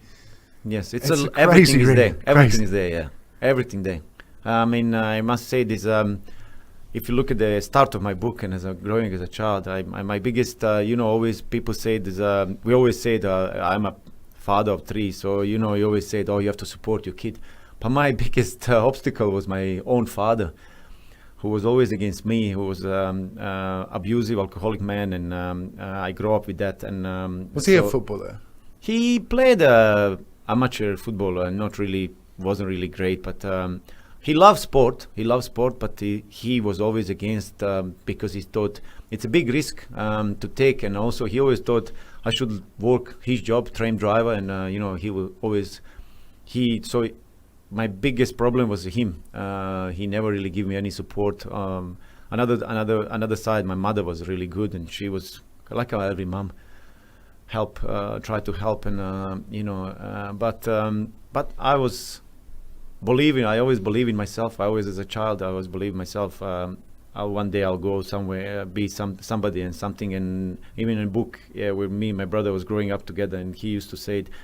Well, I believe in you. I really believe that you will one day made in some name in West, which one we always call, because we was used to Eastern European. For us, West was like a Germany, Austria, this country, England. That was the West for us. Not that talking about West, USA or far, but it didn't happen West. I made it in the East. So yeah. How tough was it then? With it, your mother died in an artillery attack. You had the war all around you. What? Well, it's. I mean, my journey took me for. Yeah, I mean, if I can tell you for the start, my childhood was, even as a kid, I didn't have much, but I didn't know better. So there was all of us, all my friends, we had one ball and we'll play on the street. That's what I learned first steps of the football, and then even later when I took kayaking as my sport, I still play football, and I still like an amateur. I play football, and this probably kayak took me far. I in the end ended up in Olympic game, and for the new country called Bosnia-Herzegovina, because I grew up in country which one doesn't exist anymore. Used to be called Yugoslavia, and then my growing was as a child. It was totally different than the kids most. They can't just imagine, and that's in the book. I look after. I was in the farm, in the small village, helping my mom and dad with the farm and looking after the animals, and in also the same time near my house is the small town. I mean, well, there was a big town for me when I was a kid. I thought this is like a New York, and just the 35,000 people was there. But growing in the village, for me that was like a huge city. From the city they brought dump and rubbish, and I grew up on that rubbish dump. Me and my brother chasing with another people to get the bottles, paper, even food to bring home and make some money from that. And that was my early childhood, and it was tough. It was really tough, but they made me who I am today, and who I was grew up in as a child, and as a man, and what I am today. And I'm really grateful for everything. And every day I'm just lucky, who I am, and I'm still the same Alex who I was as a child. And then how tough was it going? reliving this journey, Alex, this emotional trip that you have to go on and examine every single bit of your life, and then revisit that, because there's some good memories, but there's also some bad memories. It's well, it was tough to write this book. Really tough.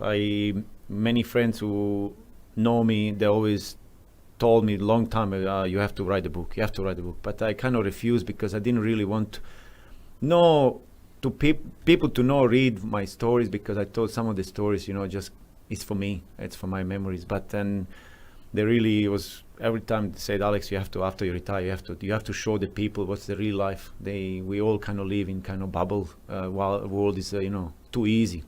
You want to show them what was your life. And then in the end I sit down and had a few chats with few people, and I got this publisher Marshall Cavendish, and in the end I got also the. Unfortunately, my English is not very good. If I write it, I don't think so many people could read. Glenn Wright. Glenn Wright, yeah. Yes, that was my writer, ghost writer, if we call like that. And we sit. So the 2015 last year was a year when I really made the book. It took us so long, many hours, many days,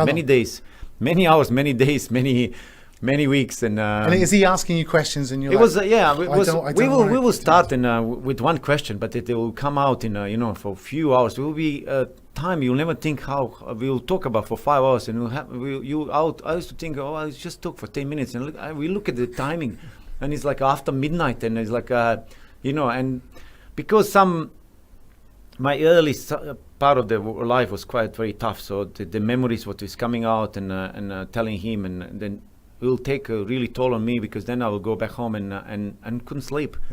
Couldn't sleep. I was stories which one even my wife didn't know. She didn't know, so she read it now in the book, and she can't believe it, because I kind of didn't want to tell people many stories like when I was a soldier in the war and all these things, because it's kind of sensitive things the people think wrongly who I was as a soldier and going into the war. But in the book, who read and see what's the true story about everything, and all book is a true story. It's all about me. And then Olympian. I went to the Olympic game a different way than most Olympians go by. So I was the first Olympian from Bosnia Herzegovina. Very proud Bosnian. Even I'm Serb. Which one is Serbian army was kind of fighting against the Bosnia, and then even when I went in the Olympic game, my father and my brother was in a Serbian army fighting in that flag, which one I was carrying in the Olympic game. So you can imagine his reaction of my friends and people and from my hometown who here in that moment, the time on the Olympic Games, and representative the country which one they fighting against, and it's in the book. It's about day after that my dad really went and said that I'm not his son anymore. So it was heartbreaking, because even we didn't have a really good relationship as a son and father, but I respect him because he was my father. Even today he's nowhere around, but he's still my father. And so then you seem a lot at ease with yourself talking about all of this now. Has this process helped you? I think this is now, after I read this book, and I read a few times already, I must say it's a big relief. I kept this for, how old I am now is 45 years old. You're 32, aren't you? Yeah, 32, yeah, by body. But by age is 45. So it's, I kept that inside for so many years. And so it's a big relief now writing this book, but I guess it's a book it's really good. I think it's people who got it to read already. They say these are really inspiring stories. A lot of inspiring stories. You're my antithesis, Alex. You are the opposite of me. Look at you. There's nothing we share in common apart from our age, and perhaps we adopted a child. Yeah. But you're so fighting fit. You've played international football. I sit on the couch. I talk about football. Look at, and you're a fitness freak. You're still one of the fittest men in Singapore.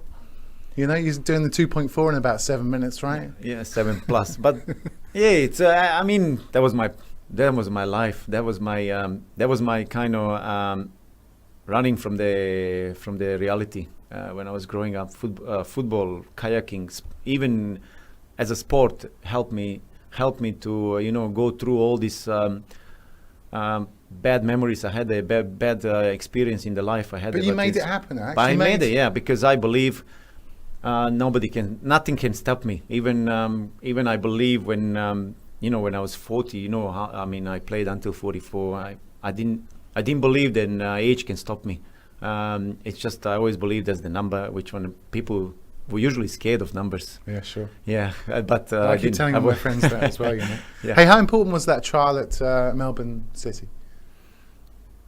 Your first trial, your first sort of football, your first foray into Australia. Yeah, I went in. There was a South Melbourne actually. Melbourne City. Yeah. Melbourne City is now playing in A-League. I was playing in an old national soccer league in Australia, and I came in 1995, and it was, I must say, this coming to totally different culture from Europe. Stepping down, even they drive differently. I read that in book. The street is, I would look in one side. The actually car was coming from another side. I nearly killed a few times. So it was very much challenging because coming finally from the semi-professional playing in Hungary, even the smaller divisions, coming to the team who was a champion in with so much history, real professional club. For me, just stepping into the dressing room and see the dressing room with the numbers and your trainers, everything is there ready for you, just to to take and it was and the competition and the skills the players, and I met some great players there, and it was tough. It was really tough, but even with my very small English, it was even more tougher to communicate with. But I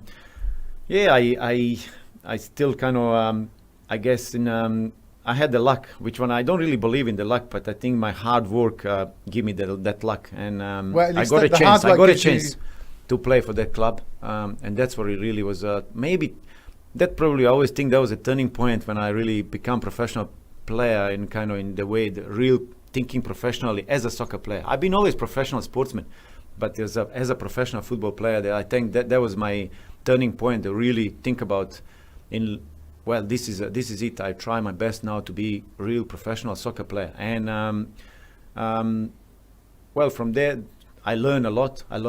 In how everything what I didn't really learn in when I was amateur. So it's it's. And I imagine there's some real characters around at that time. It was, but the guys. I think I came into the right. Like Singapore, there's when I came in Singapore in '99, and similar situation in Australia, they really welcomed me so well. They, in Europe, I know now how difficult when you're a soccer player coming into Europe, because there's a lot of jealousy.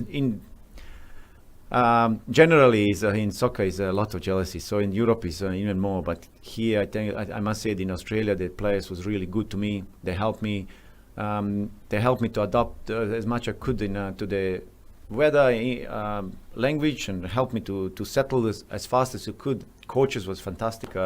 Even my assistant coach was Andy Penders, who is now national coach of Australia. Is my very good friend, and so it's he and Frank Arrow, who was a coach, and he was a former Australian national coach. So they all really welcomed me and give me a chance. And they said, "Look, you may not good enough, but we'll give you a chance and see what you can do." And I took that chance. I took, and I worked so hard. I double session, triple sessions just to daily, and just to keep up with the and catch up with the boys and pay off.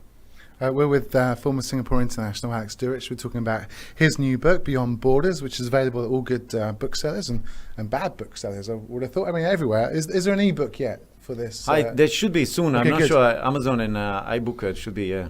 We're just talking about some of the stories that we've cherry-picked from the book, an inspirational book that talks about. It's not a book about football. It's a book about challenges, and it's an inspirational book, Alex. That's what it is, and it brings us on to the time when you moved to Singapore. One of your best experiences is winning over this small, tiny nation, and for them to put their collective arms around you and to welcome you and to give you citizenship. But that's one of your most proudest moments that you definitely. In the book. That's definitely one of the proudest moments, because even before the 2007, when I kind of go and apply for the 2006, I started applying for the citizenship. I always believe in I have to settle somewhere one day, because I kind of travel around. That's why my book is kind of called Beyond Borders, because I was connected to these borders. Couldn't run away from these borders all my life. So, and coming to Singapore in '99, and I felt in year by year that I kind of really belong to Singapore. I really belong. My old best friends is here. Even my old 3 kids is born in Singapore, and they grew up in Singapore, and they know this is their home, and I felt as a home, because it's so similar to hometown when I grew up, and the people are so friendly. There is so many different. You go in any HDB condominiums, there's so many different nationalities live together, and so much mixture culture, which one is exactly the same when I grew up, and I really badly wanted to be part of it, and I knew how difficult to be. And I'm really so proud. And in 2007, I got to be Singaporean, knowing really that even though I'll go further to playing for the national team, which one I never really dreamed to going to happen. But I'm thankful really for the national coach at that time, Radi Avramovic, and for the whole football family, who give me chance to represent the Singaporean armband. Yes, and that was another proud moment. Is I'm probably only non-Singaporean born football player who take the team as a captain, and that's another proud moment, because then I just realized this my old teammates, they trust me so much that they let me give me this opportunity to take them, for the game, and as a captain, it's just goosebumps. No, I can feel it. Yeah. So it's something you're never going to forget, and something what is stay forever in your heart, not in the mind, but in heart. And I'm so grateful for everything. I always try my best to help Singapore in at least in my job as a footballer to put them in as high as I could in the football map, in a world map, and in the end, after I retired in 2012, finally I kind of won some good trophy, Suzuki Cup. Yeah, amazing. Yeah, amazing. Yes. You say you have 3 children, but you actually have 4 children. You know this, right? with the S League as your 4th child. Yes. You're so connected to that competition. Yes. What great memories do you have of the S League? Well, S League give me kind of everything.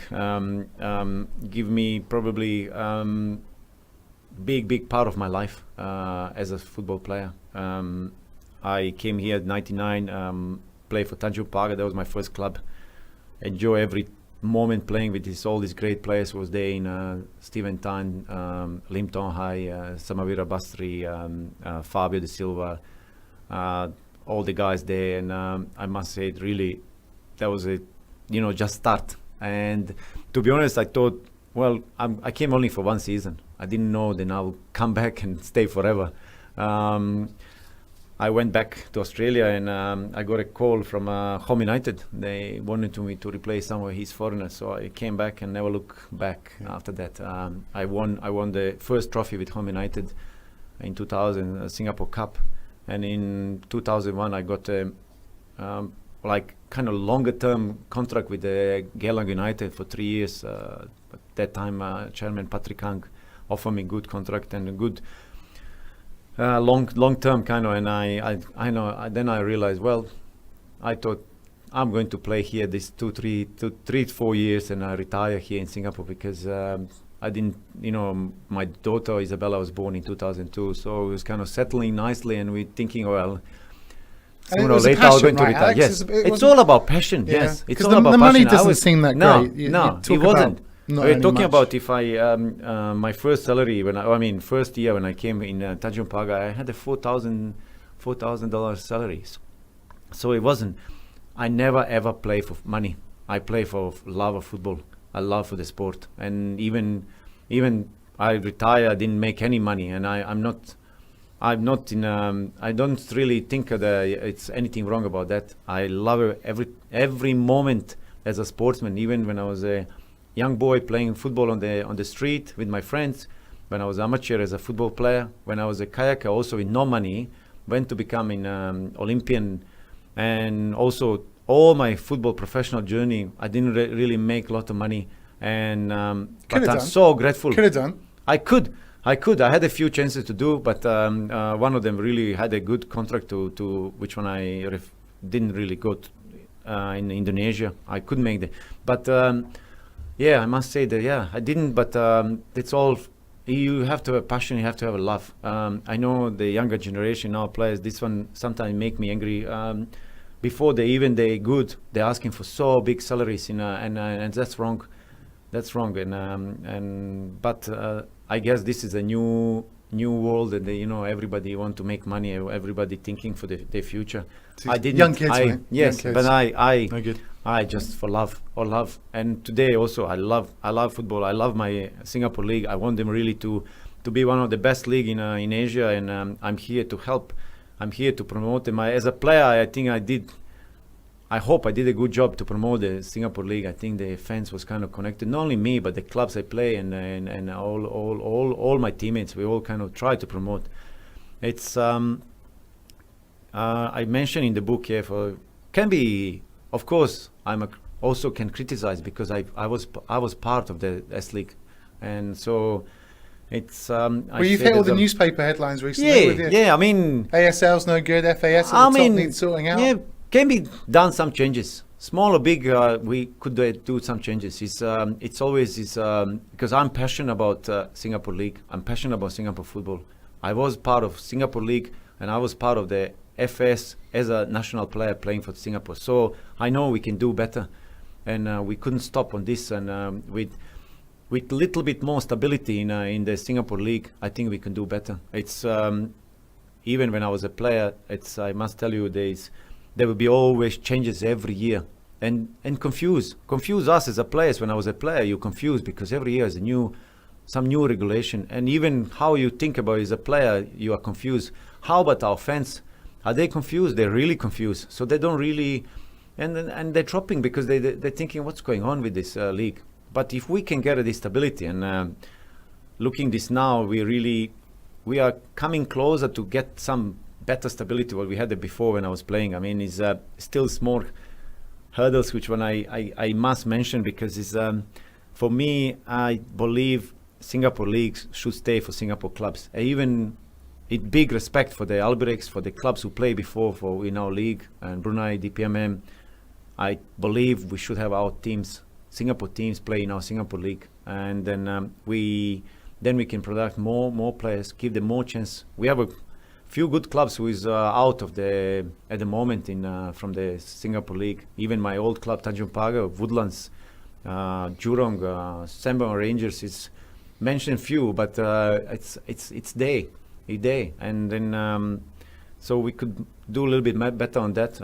Maybe in future, who knows? Let's see. But yeah, so this is my own opinion. Where I write some stories in my book that's my own opinion. Sometimes, yeah, criticize can be hurting things. But I was a player, I was a sportsman, and I got being criticized so many times by coaches, by fans, by everybody. Even you going away, and all fans is against you. So you have to get that if maybe take something in positive way in this what I did. I didn't do anything to hurt Singapore football or Singapore League of Football Federation Singapore, because I know they also do job and try it best. I know they are there to help. They're not there just to be sitting and do nothing. But me as a former football player, I think I can say some few words and just to help. And I'm here to help also if they need, or I'll be there anyway.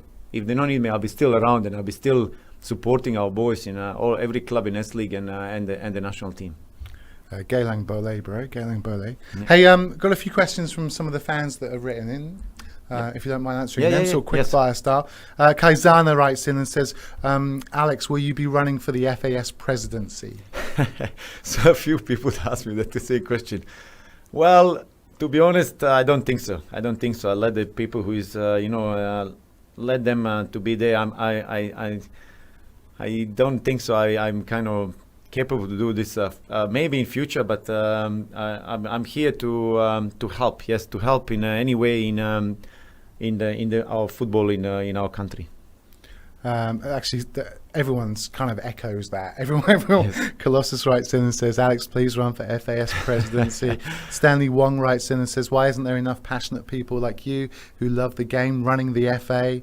What do you have to say to fans of or the FA management about the ASEAN Super League project? Says Stanley. I can see this, fans to be fans. They are also passionate like me. They want really best for the football, and we're all in the same probably boat. Even FAS is the same boat. They all want to best.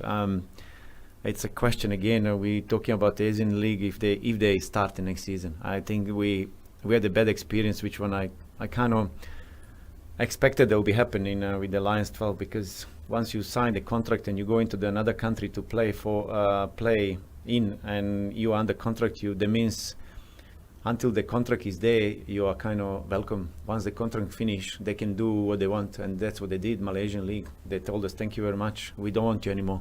And then there was a problem because there's so many players kind of will be out of job. Finally, lucky, S-League old club got them, but and it's good for us now again because great. It's great. What a season we've got on the way. Yes, there's a feeling. I can't wait. Really, I can't wait. There's so many clubs is now really but let's say this Asian is it's have to be careful about that again, because it's something which one is a project which one nobody know really how they're going to start, because it's looking around that no many country want to send the best clubs, and if you start us as leaders to sending best club and you have got best team, and you have another countries which are sending not that best teams, it's a question why we really need that. I really want to see all our best players here, or if they want to really individually, like Safwan went in Melbourne City, go and play overseas, great. But please don't take our best players to go out again playing in some another league and make painful things again for the Singapore League. So it's probably a conversation for it's a long. We can talk about 3 days. Yeah, it's so many things can be done. We're with Alex Duric, who's just released his book Beyond Borders. It's an amazing read. It gets you off your sofa and it makes you want to do something and look back at your life. I was constantly just looking back at me thinking, okay, I could have done that. Why didn't I do this? And, how easy I've had it at certain stages. So kind of thanks for writing it, Alex. I think a lot of people that I've spoken to have also read the book, also saying the same thing. Can you just leave us, because I know you're busy with your new job and that's Can you just leave us with a Teo Hock Seng story? Because the guy's a legend here, and this word is banded around too easily, but he's very inspirational, even for me coming in as a foreigner coming into Singapore with what his passion and love for clubs. When you say we, you always mean Tampines, right? Well, I said we actually call him boss. He's our boss. He's our father. I say we, the players who play for Tampines and the players even who didn't play for Tampines, he look after. It's many players who, all the special. If you go down Komoko, you see the all legends, 70s, 80s playing, working for him, and so the man, I can't describe the words how passionate he was, and he still is for the football in Singapore football. I remember when he got me to play for Tampines, I was already 41, and I told him, I say, boss, I don't know if I can really contribute anymore because I was planning to retire. And he said, Alex, I believe in you. I believe you can lead my club, my team for the next few years, because I know who you are. I heard about you, and I always want you to come, even just for one season. So I joined him.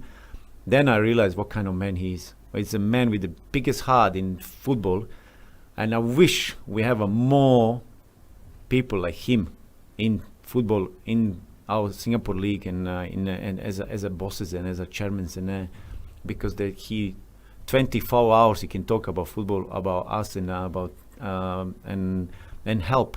He's a man who never say no. Any help you need, you can go to him and ask, and he will never say no. And yeah, that's what I mean. It's just, yeah, he was like a second father to me. He was very inspiring for me because, you know, he worked so hard what he is also today, and at the same time he gives so much to everybody, in for all kind of people. And I must say that I was really sad last year when he decided to step down as a chairman. I know he's still around. I know he loves Tampines like me.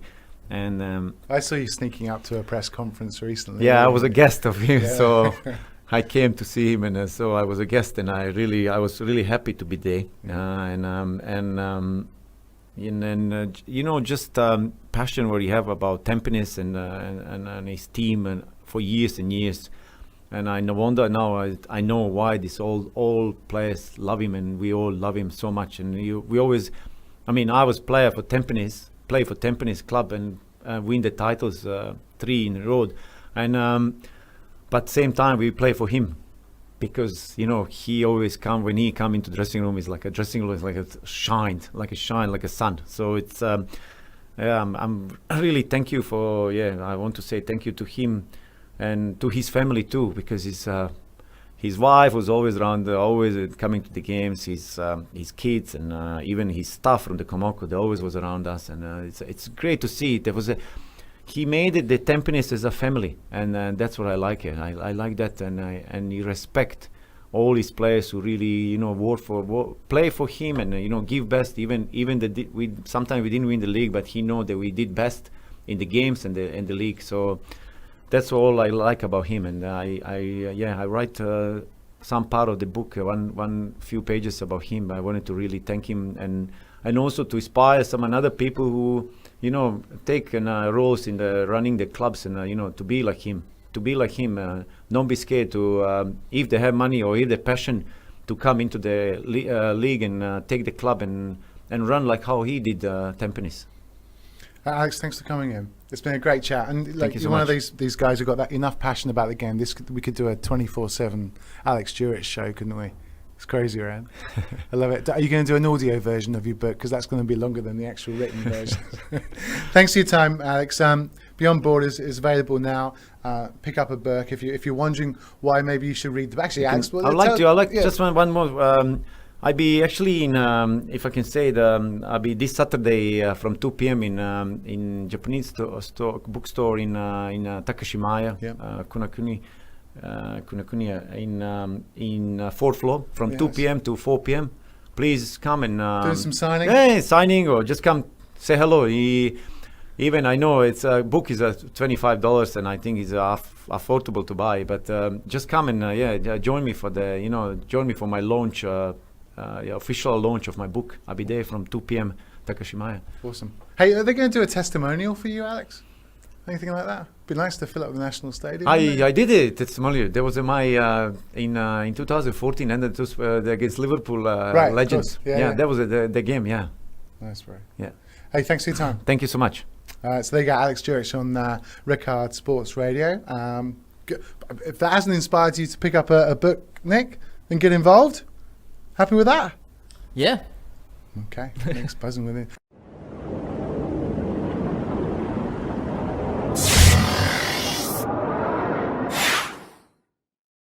Preston North End headlines. We'll start with some comments from winger Adam Reach. He says that he's delighted that he's finally started finding his goal scoring touch for Preston. The winger has scored 3 times in his last 7 games, the latest against Brentford.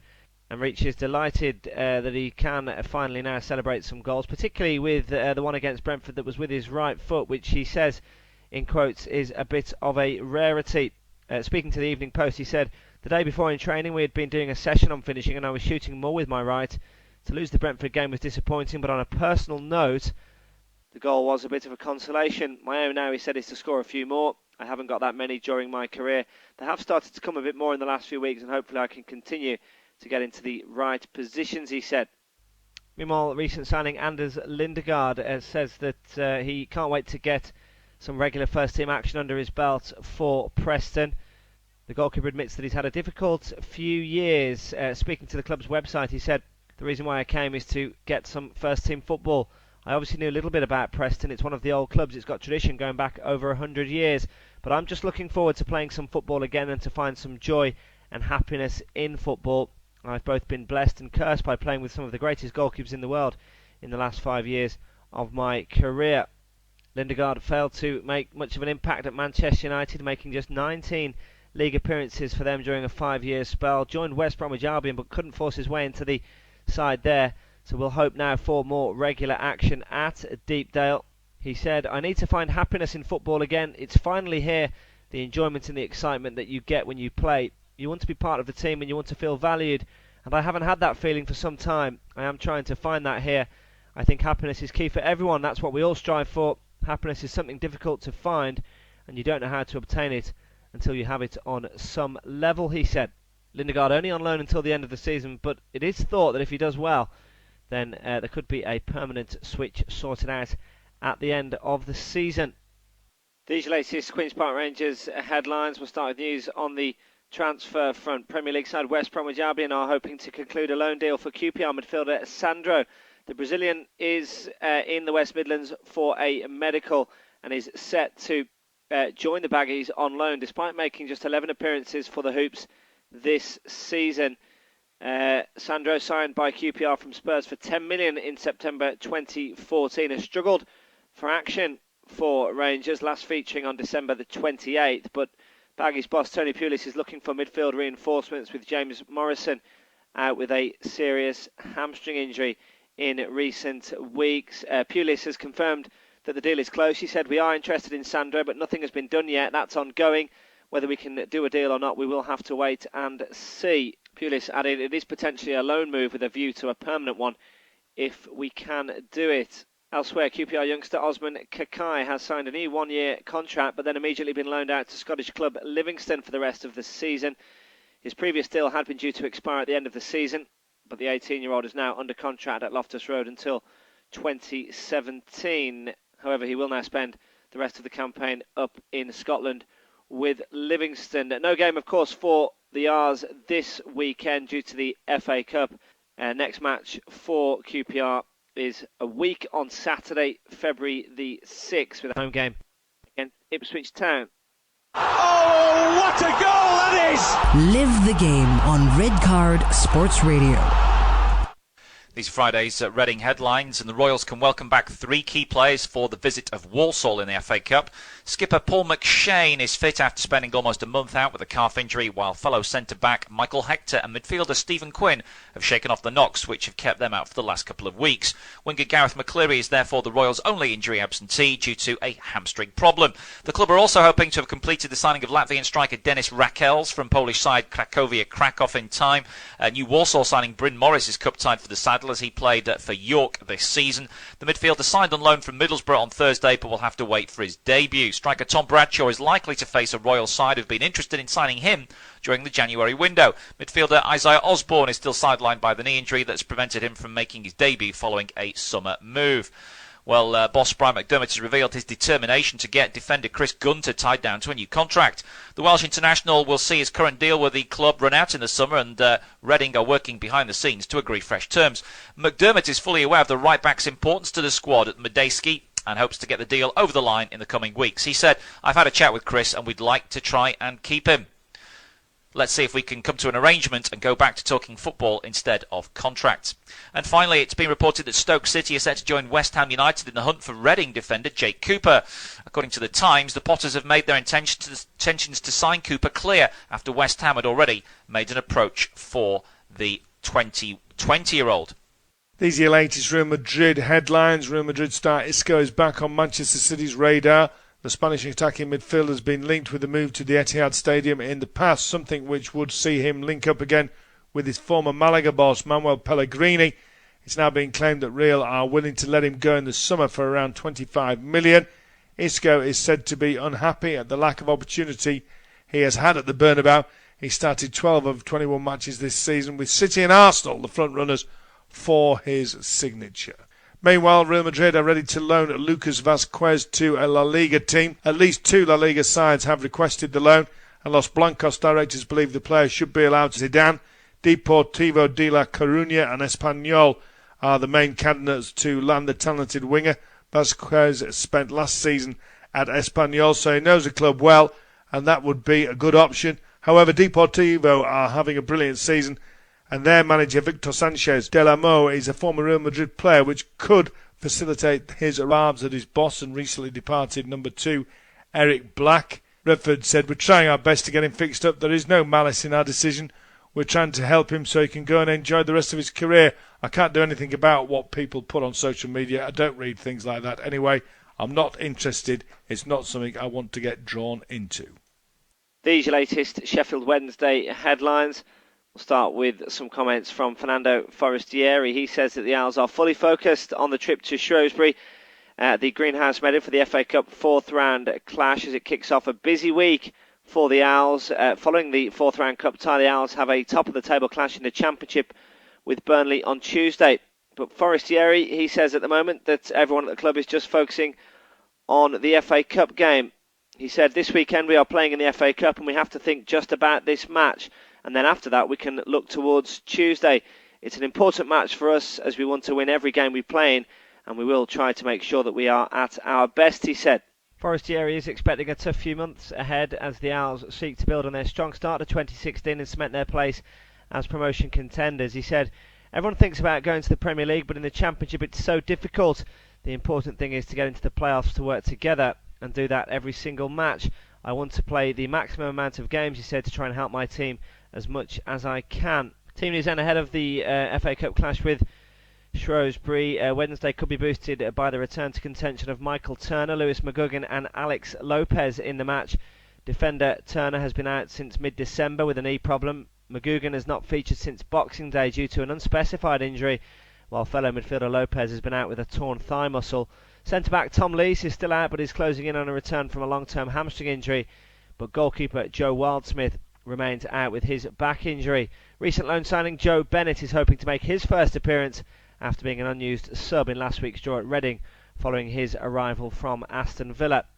Just to finish on one piece of news on the transfer front, Sheffield Wednesday have been among clubs linked with Blackburn prolific striker Jordan Rhodes. At Middlesbrough Hull also said to be keen, as well as Premier League side Swansea, but Blackburn have said that they've still not received a credible offer for the former Huddersfield striker, who has been linked with a long-term move away from Ewood Park. These are Friday's Southampton headlines, and Southampton are considering a move for Atletico Madrid's Thomas Partey after Valencia expressed an interest in the player too. The midfielder was mentioned as a potential Southampton target earlier this month, with fears over the long-term future of Victor Wanyama still very much to the fore. He's only got 18 months left on his current contract. Well, Partey, who has been tracked by Watford scouts this season too, has struggled to establish himself as a first-team regular at the Vicente Calderón, making just 6 league appearances, and all have come from the bench. Reports in Spain have suggested Valencia's sporting director Jesus Gracia Pitarch has been at the Spanish capital this week to inquire about the Ghanaian midfielder. Saints were understood to be keen to discuss a move for the 22-year-old in the summer, but may be forced now into an earlier than expected bid after Valencia's apparent interest. Meanwhile, Saints midfielder Harrison Reed is attracting interest from Swansea City and Rangers in the final few days of the January transfer window. The Worthing-born midfielder has played only 10 minutes of Premier League football this season after falling down the pecking order at St Mary's. Rangers were linked with a loan move for the England under-20 international on Thursday night as they look to bolster their chances of returning to the Scottish Premiership. Reed, who has made 21 Saints appearances in total since he came through the club's academy, is also understood to be on Swansea's list of potential targets as they bid to land a midfield player before Monday's transfer deadline. It's a very warm welcome along to today's evening sports bulletin, and we begin with golf, where Paul Lawrie holds a 2-shot advantage heading into the final day of the Qatar Masters after carding a round of 70 on Friday. The Scot is now on 13 under par for the tournament after he produced an unblemished third round that included 16 pars and 2 birdies at the 14th and 18th holes. The 47-year-old is bidding to become the first player to win the tournament on 3 occasions, following his successes in 1999 and 2012. The former Open champion is 2 strokes clear of Dane Torbjorn Olesen and South African Brandon Grace heading into Saturday's final round, and he admits that he faces a tough challenge if he is to make it a hat-trick of successes at the Doha Golf Club. He said, "Tomorrow is going to be a difficult challenge, but I'm looking forward to it." Grace, who is defending champion in Qatar, is bidding to create his own piece of history at the event by becoming the first player to successfully defend his crown. We now turn our attention to football, and Chelsea interim boss Guus Hiddink has praised the imminent arrival of Alexandre Pato, believing the Brazilian striker is brave to come to England to test himself in Europe once again. The Brazilian has passed a medical at Stamford Bridge and is on the verge of joining the Blues on loan for the rest of the season, with Hiddink insisting that the signing of the former AC Milan striker is not a gamble. He said, "Coming on loan makes it possible to have a good view on him and on whether he is able to adapt to the high demands of the club and the league. It's a brave step, it's up to him." We now turn our attention to tennis, and ahead of her Australian Open final against Angelique Kerber, world number 1 Serena Williams admits that she is keen to equal Steffi Graf's Open era record of 22 major victories. The world number 1 will face Kerber in Melbourne, and victory against the German will see her match Graf's record and move within 2 of Margaret Court's all-time winning tally.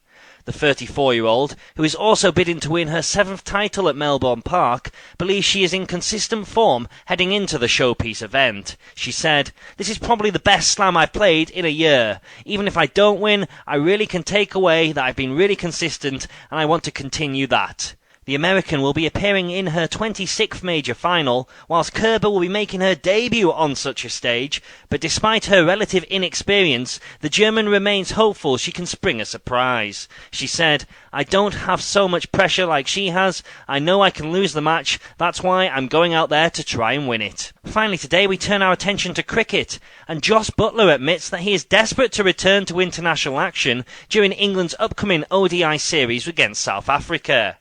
The Lancashire player has been forced to watch from the sidelines as the tourist secured an impressive 2-1 Test Series victory over the Proteas recently, but he now looks set to return to the fold for the limited overs campaign.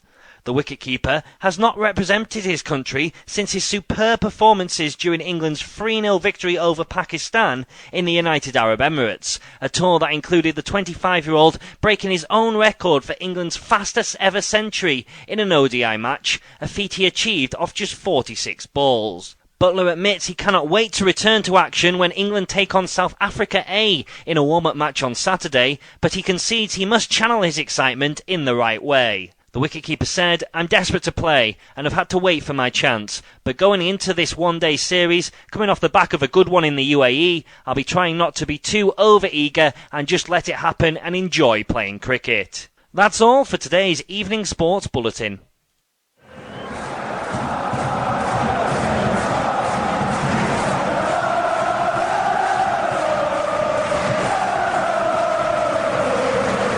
Sports has a new home.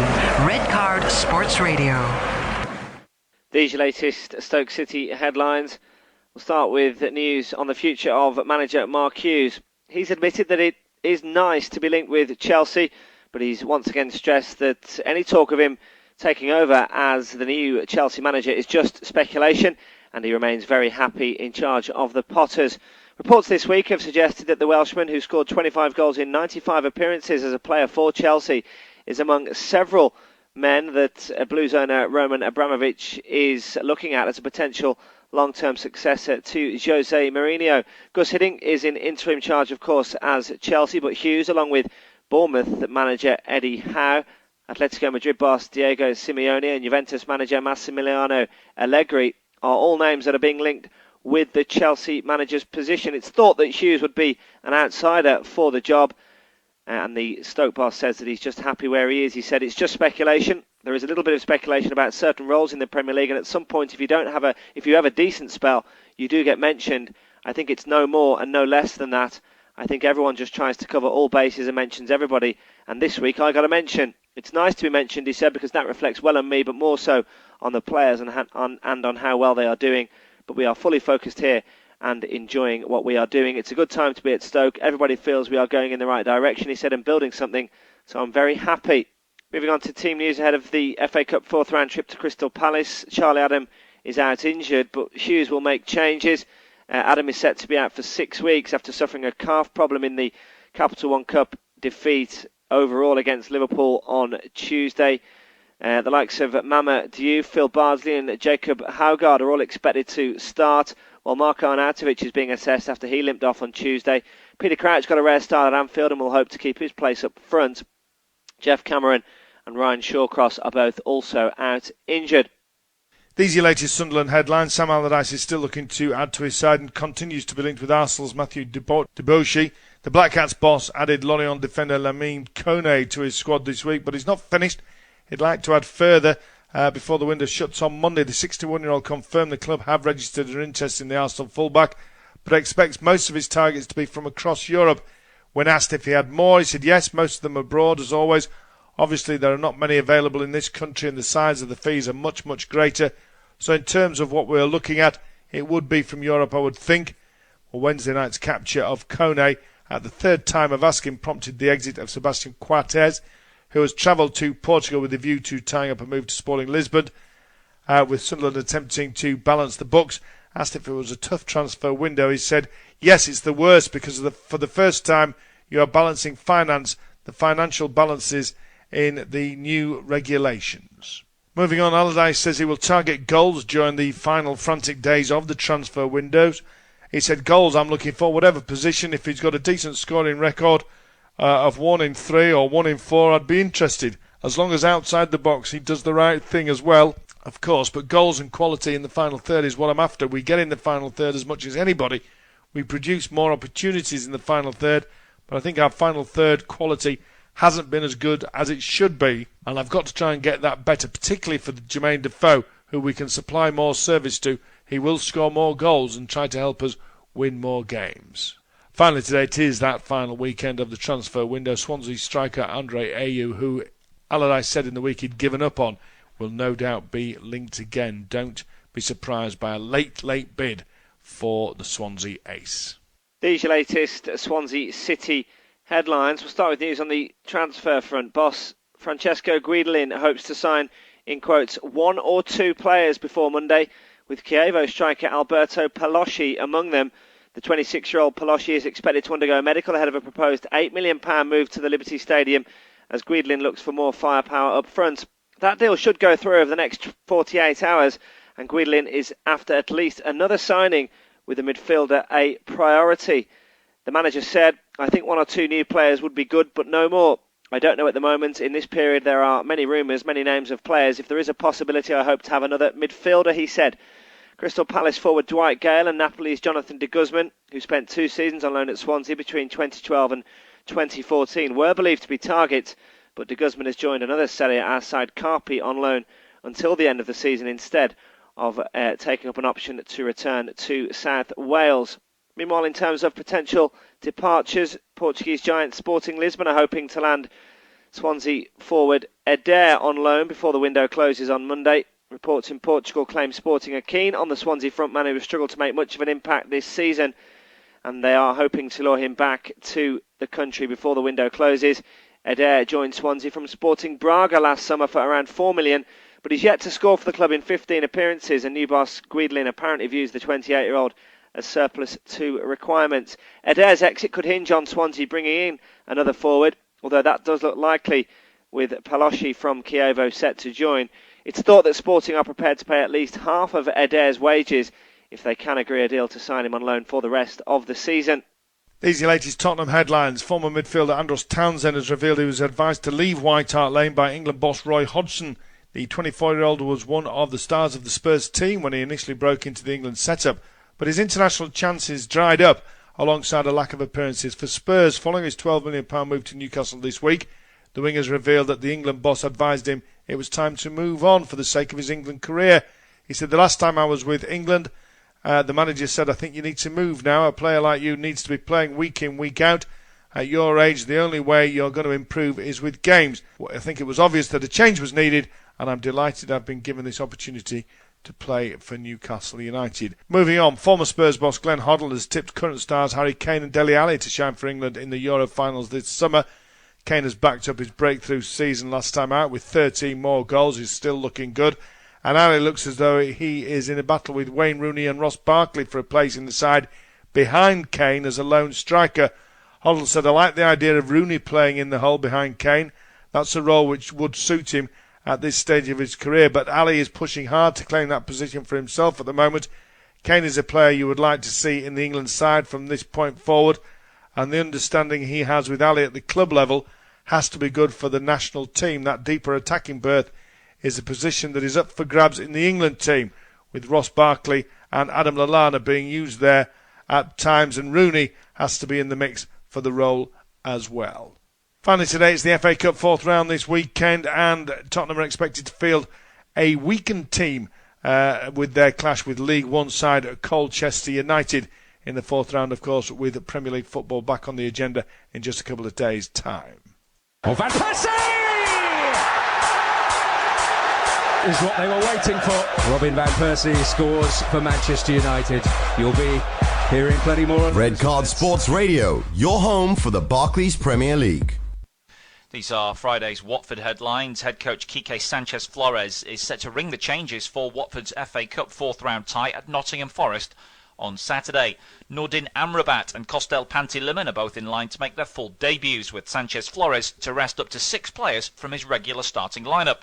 Well, defenders Tommy Hoban and Joel Ekstrand with groin and knee problems remain unavailable, while Mario Suarez didn't sign in time to be considered.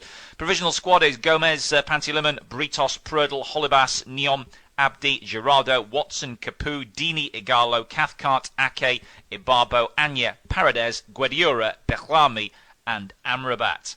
Elsewhere, and Rennes have told Watford to forget about signing their attacking midfielder Abdoulaye Doucouré for a second transfer window in a row. The French club, who rejected a £7.5 million bid from the Hornets last summer, are still not willing to do a deal for the 23-year-old, according to L'Equipe.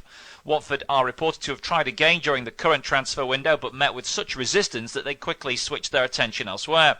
Doucouré, however, remains high on the club's wanted list and could be again targeted in the summer, when he'll have just 12 months left on his present deal with Rennes. These are Friday's West Bromwich Albion headlines. Callum McManaman is one of a number of injured Albion players set to miss Saturday's FA Cup fourth round clash with Peterborough. The 24-year-old could miss at least 6 games, starting with a visit of the League One promotion chasers, and will spend most of his time in the treatment room alongside James Morrison, who's out with a hamstring.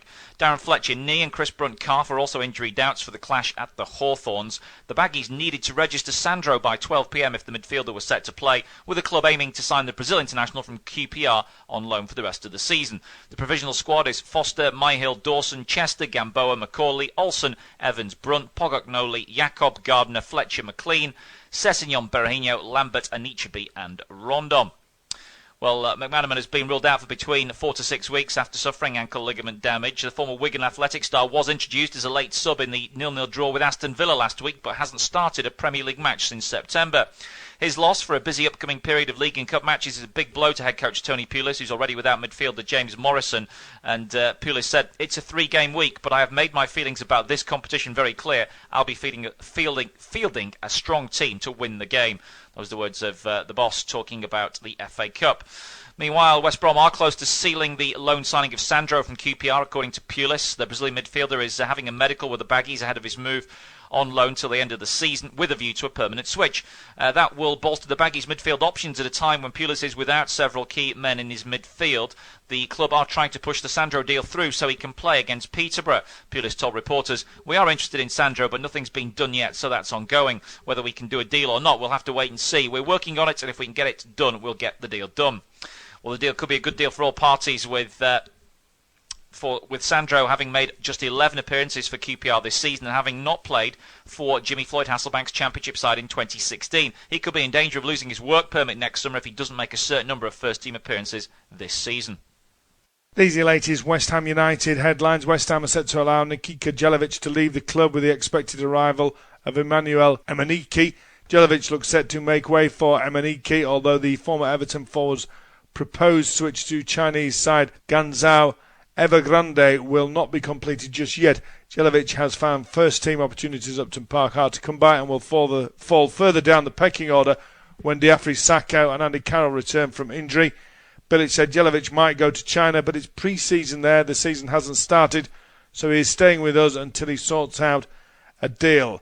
The injury situation is looking good. Andy will be back playing in 10 days. Diafra and Manuel Lanzini in 2 weeks. Andy will train with us after the Liverpool game on Saturday, and if he trains well, he could be back for us next weekend. Bilic is still waiting to hear the extent of the knee injury suffered by defender Carl Jenkinson against Manchester City last Saturday. amid fears the Arsenal loanee season is over. It's certainly taken a long time to find out these scan results. He said Carl has another opportunity with the specialist and we are waiting for the results. He was really unlucky with the injury, but we are still hoping it is not that bad. Finally today, the Hammers are hoping Captain Mark Noble will be fit to face Liverpool in the FA Cup on Saturday after he missed training on Thursday with flu. Jenkinson, of course, is out with the knee injury he suffered against City last weekend. New signing Sam Byram is cup-tied. Fit again, James Tompkins will start at right back. Winger Michael Antonio is available despite a wrist injury. Carroll, Lanzini, Sacco all sidelined. These are your latest Wolverhampton Wanderers headlines, and Friday morning has seen Wolves confirm the signing of Mike Williamson from Newcastle. As previously reported, the centre-back has agreed an 18-month contract and the fee is undisclosed, though widely claimed to be £250,000. Wolves have returned to Newcastle to sign the centre-back after the defender's impressive loan spell at Molineux towards the end of last year.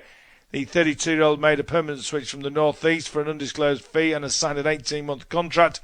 His ability, experience and leadership made a key impact during his loan spell in November. Wolves conceding 3 goals during his 5 appearances, during which they also kept 3 clean sheets. Head coach Kenny Jackett said Mike made an excellent impact whilst here with us on loan and brought his considerable experience and leadership to the back four. We will be pleased to secure his services and are looking forward to getting him back here and making another positive impact on the team. Williamson, approaching 400 career appearances, spent 5 years at St James's Park. He said it's sometimes difficult to explain, but you can feel at home at a football club and feel comfortable as soon as you come in. It's good to be back. When I left after the loan spell, I spoke to the gaffer. He expressed the desire to make it a permanent deal, and I said the feeling was mutual. I had a fantastic time here. I'm just glad it's been sorted out and I get back to play. Joe Mason, of course, made his move on Thursday night. The Republic of Ireland under-21 strikers joined Kenny Jackett's side on a 3.5-year deal after spending 5 years with the Bluebirds. Mason started his career at Plymouth, scoring 10 goals in 53 appearances before joining Cardiff for £250,000. Wolves currently have a limited number of strikers available for them after the £10 million sale of Benik Afobe. Cardiff didn't want to sell Mason, but Wolves obviously made them an offer they couldn't refuse.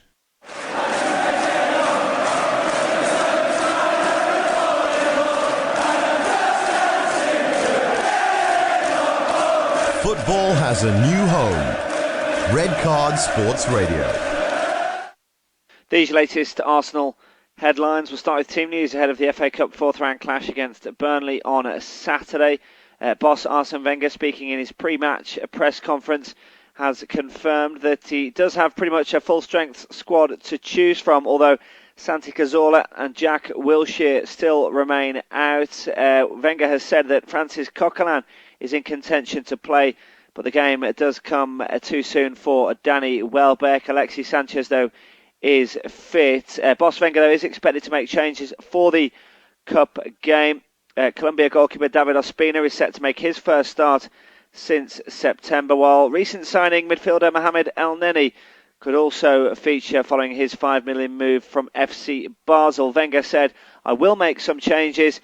All the players that are used to play in the Premier League, and they will be competitive, he said, when speaking about Burnley. With the transfer deadline, of course, looming and the window closing on Monday evening, Wenger was pretty coy about any further arrivals. Doesn't look like there'll be any significant new signings between now and Monday. Wenger admitting that if he was to bring anyone else in, then someone else would have to leave. Although Mathieu Debuchy is being heavily linked with a move away from the Emirates between now and Monday. Sunderland among the clubs interested in the fullback. Wenger said Debuchy might go somewhere, but I don't know where at the minute. That decision needs to be made quickly now, as there is only 48 hours to go. There is much interest. There have been players linked with the move to Arsenal in the past few days. Dynamo Kiev winger Andrei Yarmolenko was reportedly the subject of a £23 million bid for Arsenal from Arsenal, but that looks unlikely. While a young Leicester defender Ben Chilwell is another player who apparently is interesting Wenger. These are Friday's Aston Villa headlines. Villa boss Remy Gard expects Gabriel to stay at the club beyond Monday's transfer deadline. The long-serving striker has been linked with a move this month, but is in contention to face Manchester City on Saturday. He suffered with calf and back problems since Gard arrived in November, but yet could return to the squad for the FA Cup fourth-round clash. Turkish side Kayserispor have been linked with Agbonlahor, but Gard is planning for him to stay and said, "I think so. When I arrived, Gabby was injured and was not in the training sessions for a long time. The time I spent discovering the team and the players, he was not here. He has trained for the last week and he seems to be better. If he's in the right mood and okay physically, he could give us a lift with goals. Every player who is not playing is frustrated, apart from the 11 playing the game. You're a professional player, you want to start." Well, Philippe Senderos, meanwhile, has been allowed to leave by mutual consent. Gard continues to rebuild his squad. The Villa boss is still trying to sign new players, but has struggled with the team bottom of the Premier League and 10 points from safety. Chelsea striker Loic Remy and Arsenal's Mattia Debuchy were targets, along with Hajduk's split goalkeeper Lovre Kalinic. But Villa are facing a race against time ahead of the Monday transfer deadline. And Gard said, "Everybody is working on players. As you know, for many reasons, it's difficult for us to sign players. I'm still hoping I can have more. I will be very happy on Monday to speak about new players." One of those players that Villa have lost out on is set to sign for Sunderland, and that is Bordeaux attacking midfielder Wabi Kazri. Villa were understood to be keen on signing the 24-year-old Tunisian after scouting Kazri several times this season. L'Equipe now reports, and it's been confirmed by Bordeaux, that Sunderland have agreed a 4.5-year contract with Kazri after Bordeaux accepted what's believed to be a £9 million bid. The fee that Sunderland have paid for Kazri is one that would probably have blown Remy Gard's transfer budget in one go. These are your latest Barcelona headlines. Neymar says he's happy at Barcelona, despite the fact that he also says he wouldn't mind playing under Pep Guardiola. Barcelona star says he wants to remain at the Camp Nou for a number of years as discussions over his future at the club rumble on. The Brazilian international has been in fine form this term, but has yet to finalise talks over a new contract. But he's told Barca fans not to worry, despite the fact he is heavily linked with a move to La Liga rivals Real Madrid, amid suggestions that their President Florentino Perez is eager for the forward to replicate Figo's move from Barca to the Santiago Bernabeu in 2000. That's hardly likely to happen. Neymar says that there is a debate with it all, the renewal and everything, but I'm very happy in Barcelona. I have almost everything. I have happiness and health. It is difficult to leave here because I have found a great city, a great club, some players from another planet, and for me it's difficult. But we have to see everything. These are things that make it difficult to decide, but we must be calm because I still have years at the club. Barcelona fans should stay calm because I'm still at the club and we have many, many games left to win the treble. That is what we seek. We work all day for Barca to be the best and the greatest. Asked though whether or not there was somebody, a manager that he would like to play for, he said yes there is one. Guardiola is a guy that I really admire and who I would love to work with. Well, he is going to Manchester City, if everything is to be believed. In the summer, Manchester City are backed with absolutely stacks of cash, so that will do nothing to end the rumours of his exit. Meanwhile, Barcelona are preparing for a massive weekend. They take on Atletico Madrid. They're level on points with Atletico at the top of the Liga table. Arda Turan knows that it's going to be a very, very difficult match against his former side. He said they're always a very difficult rival.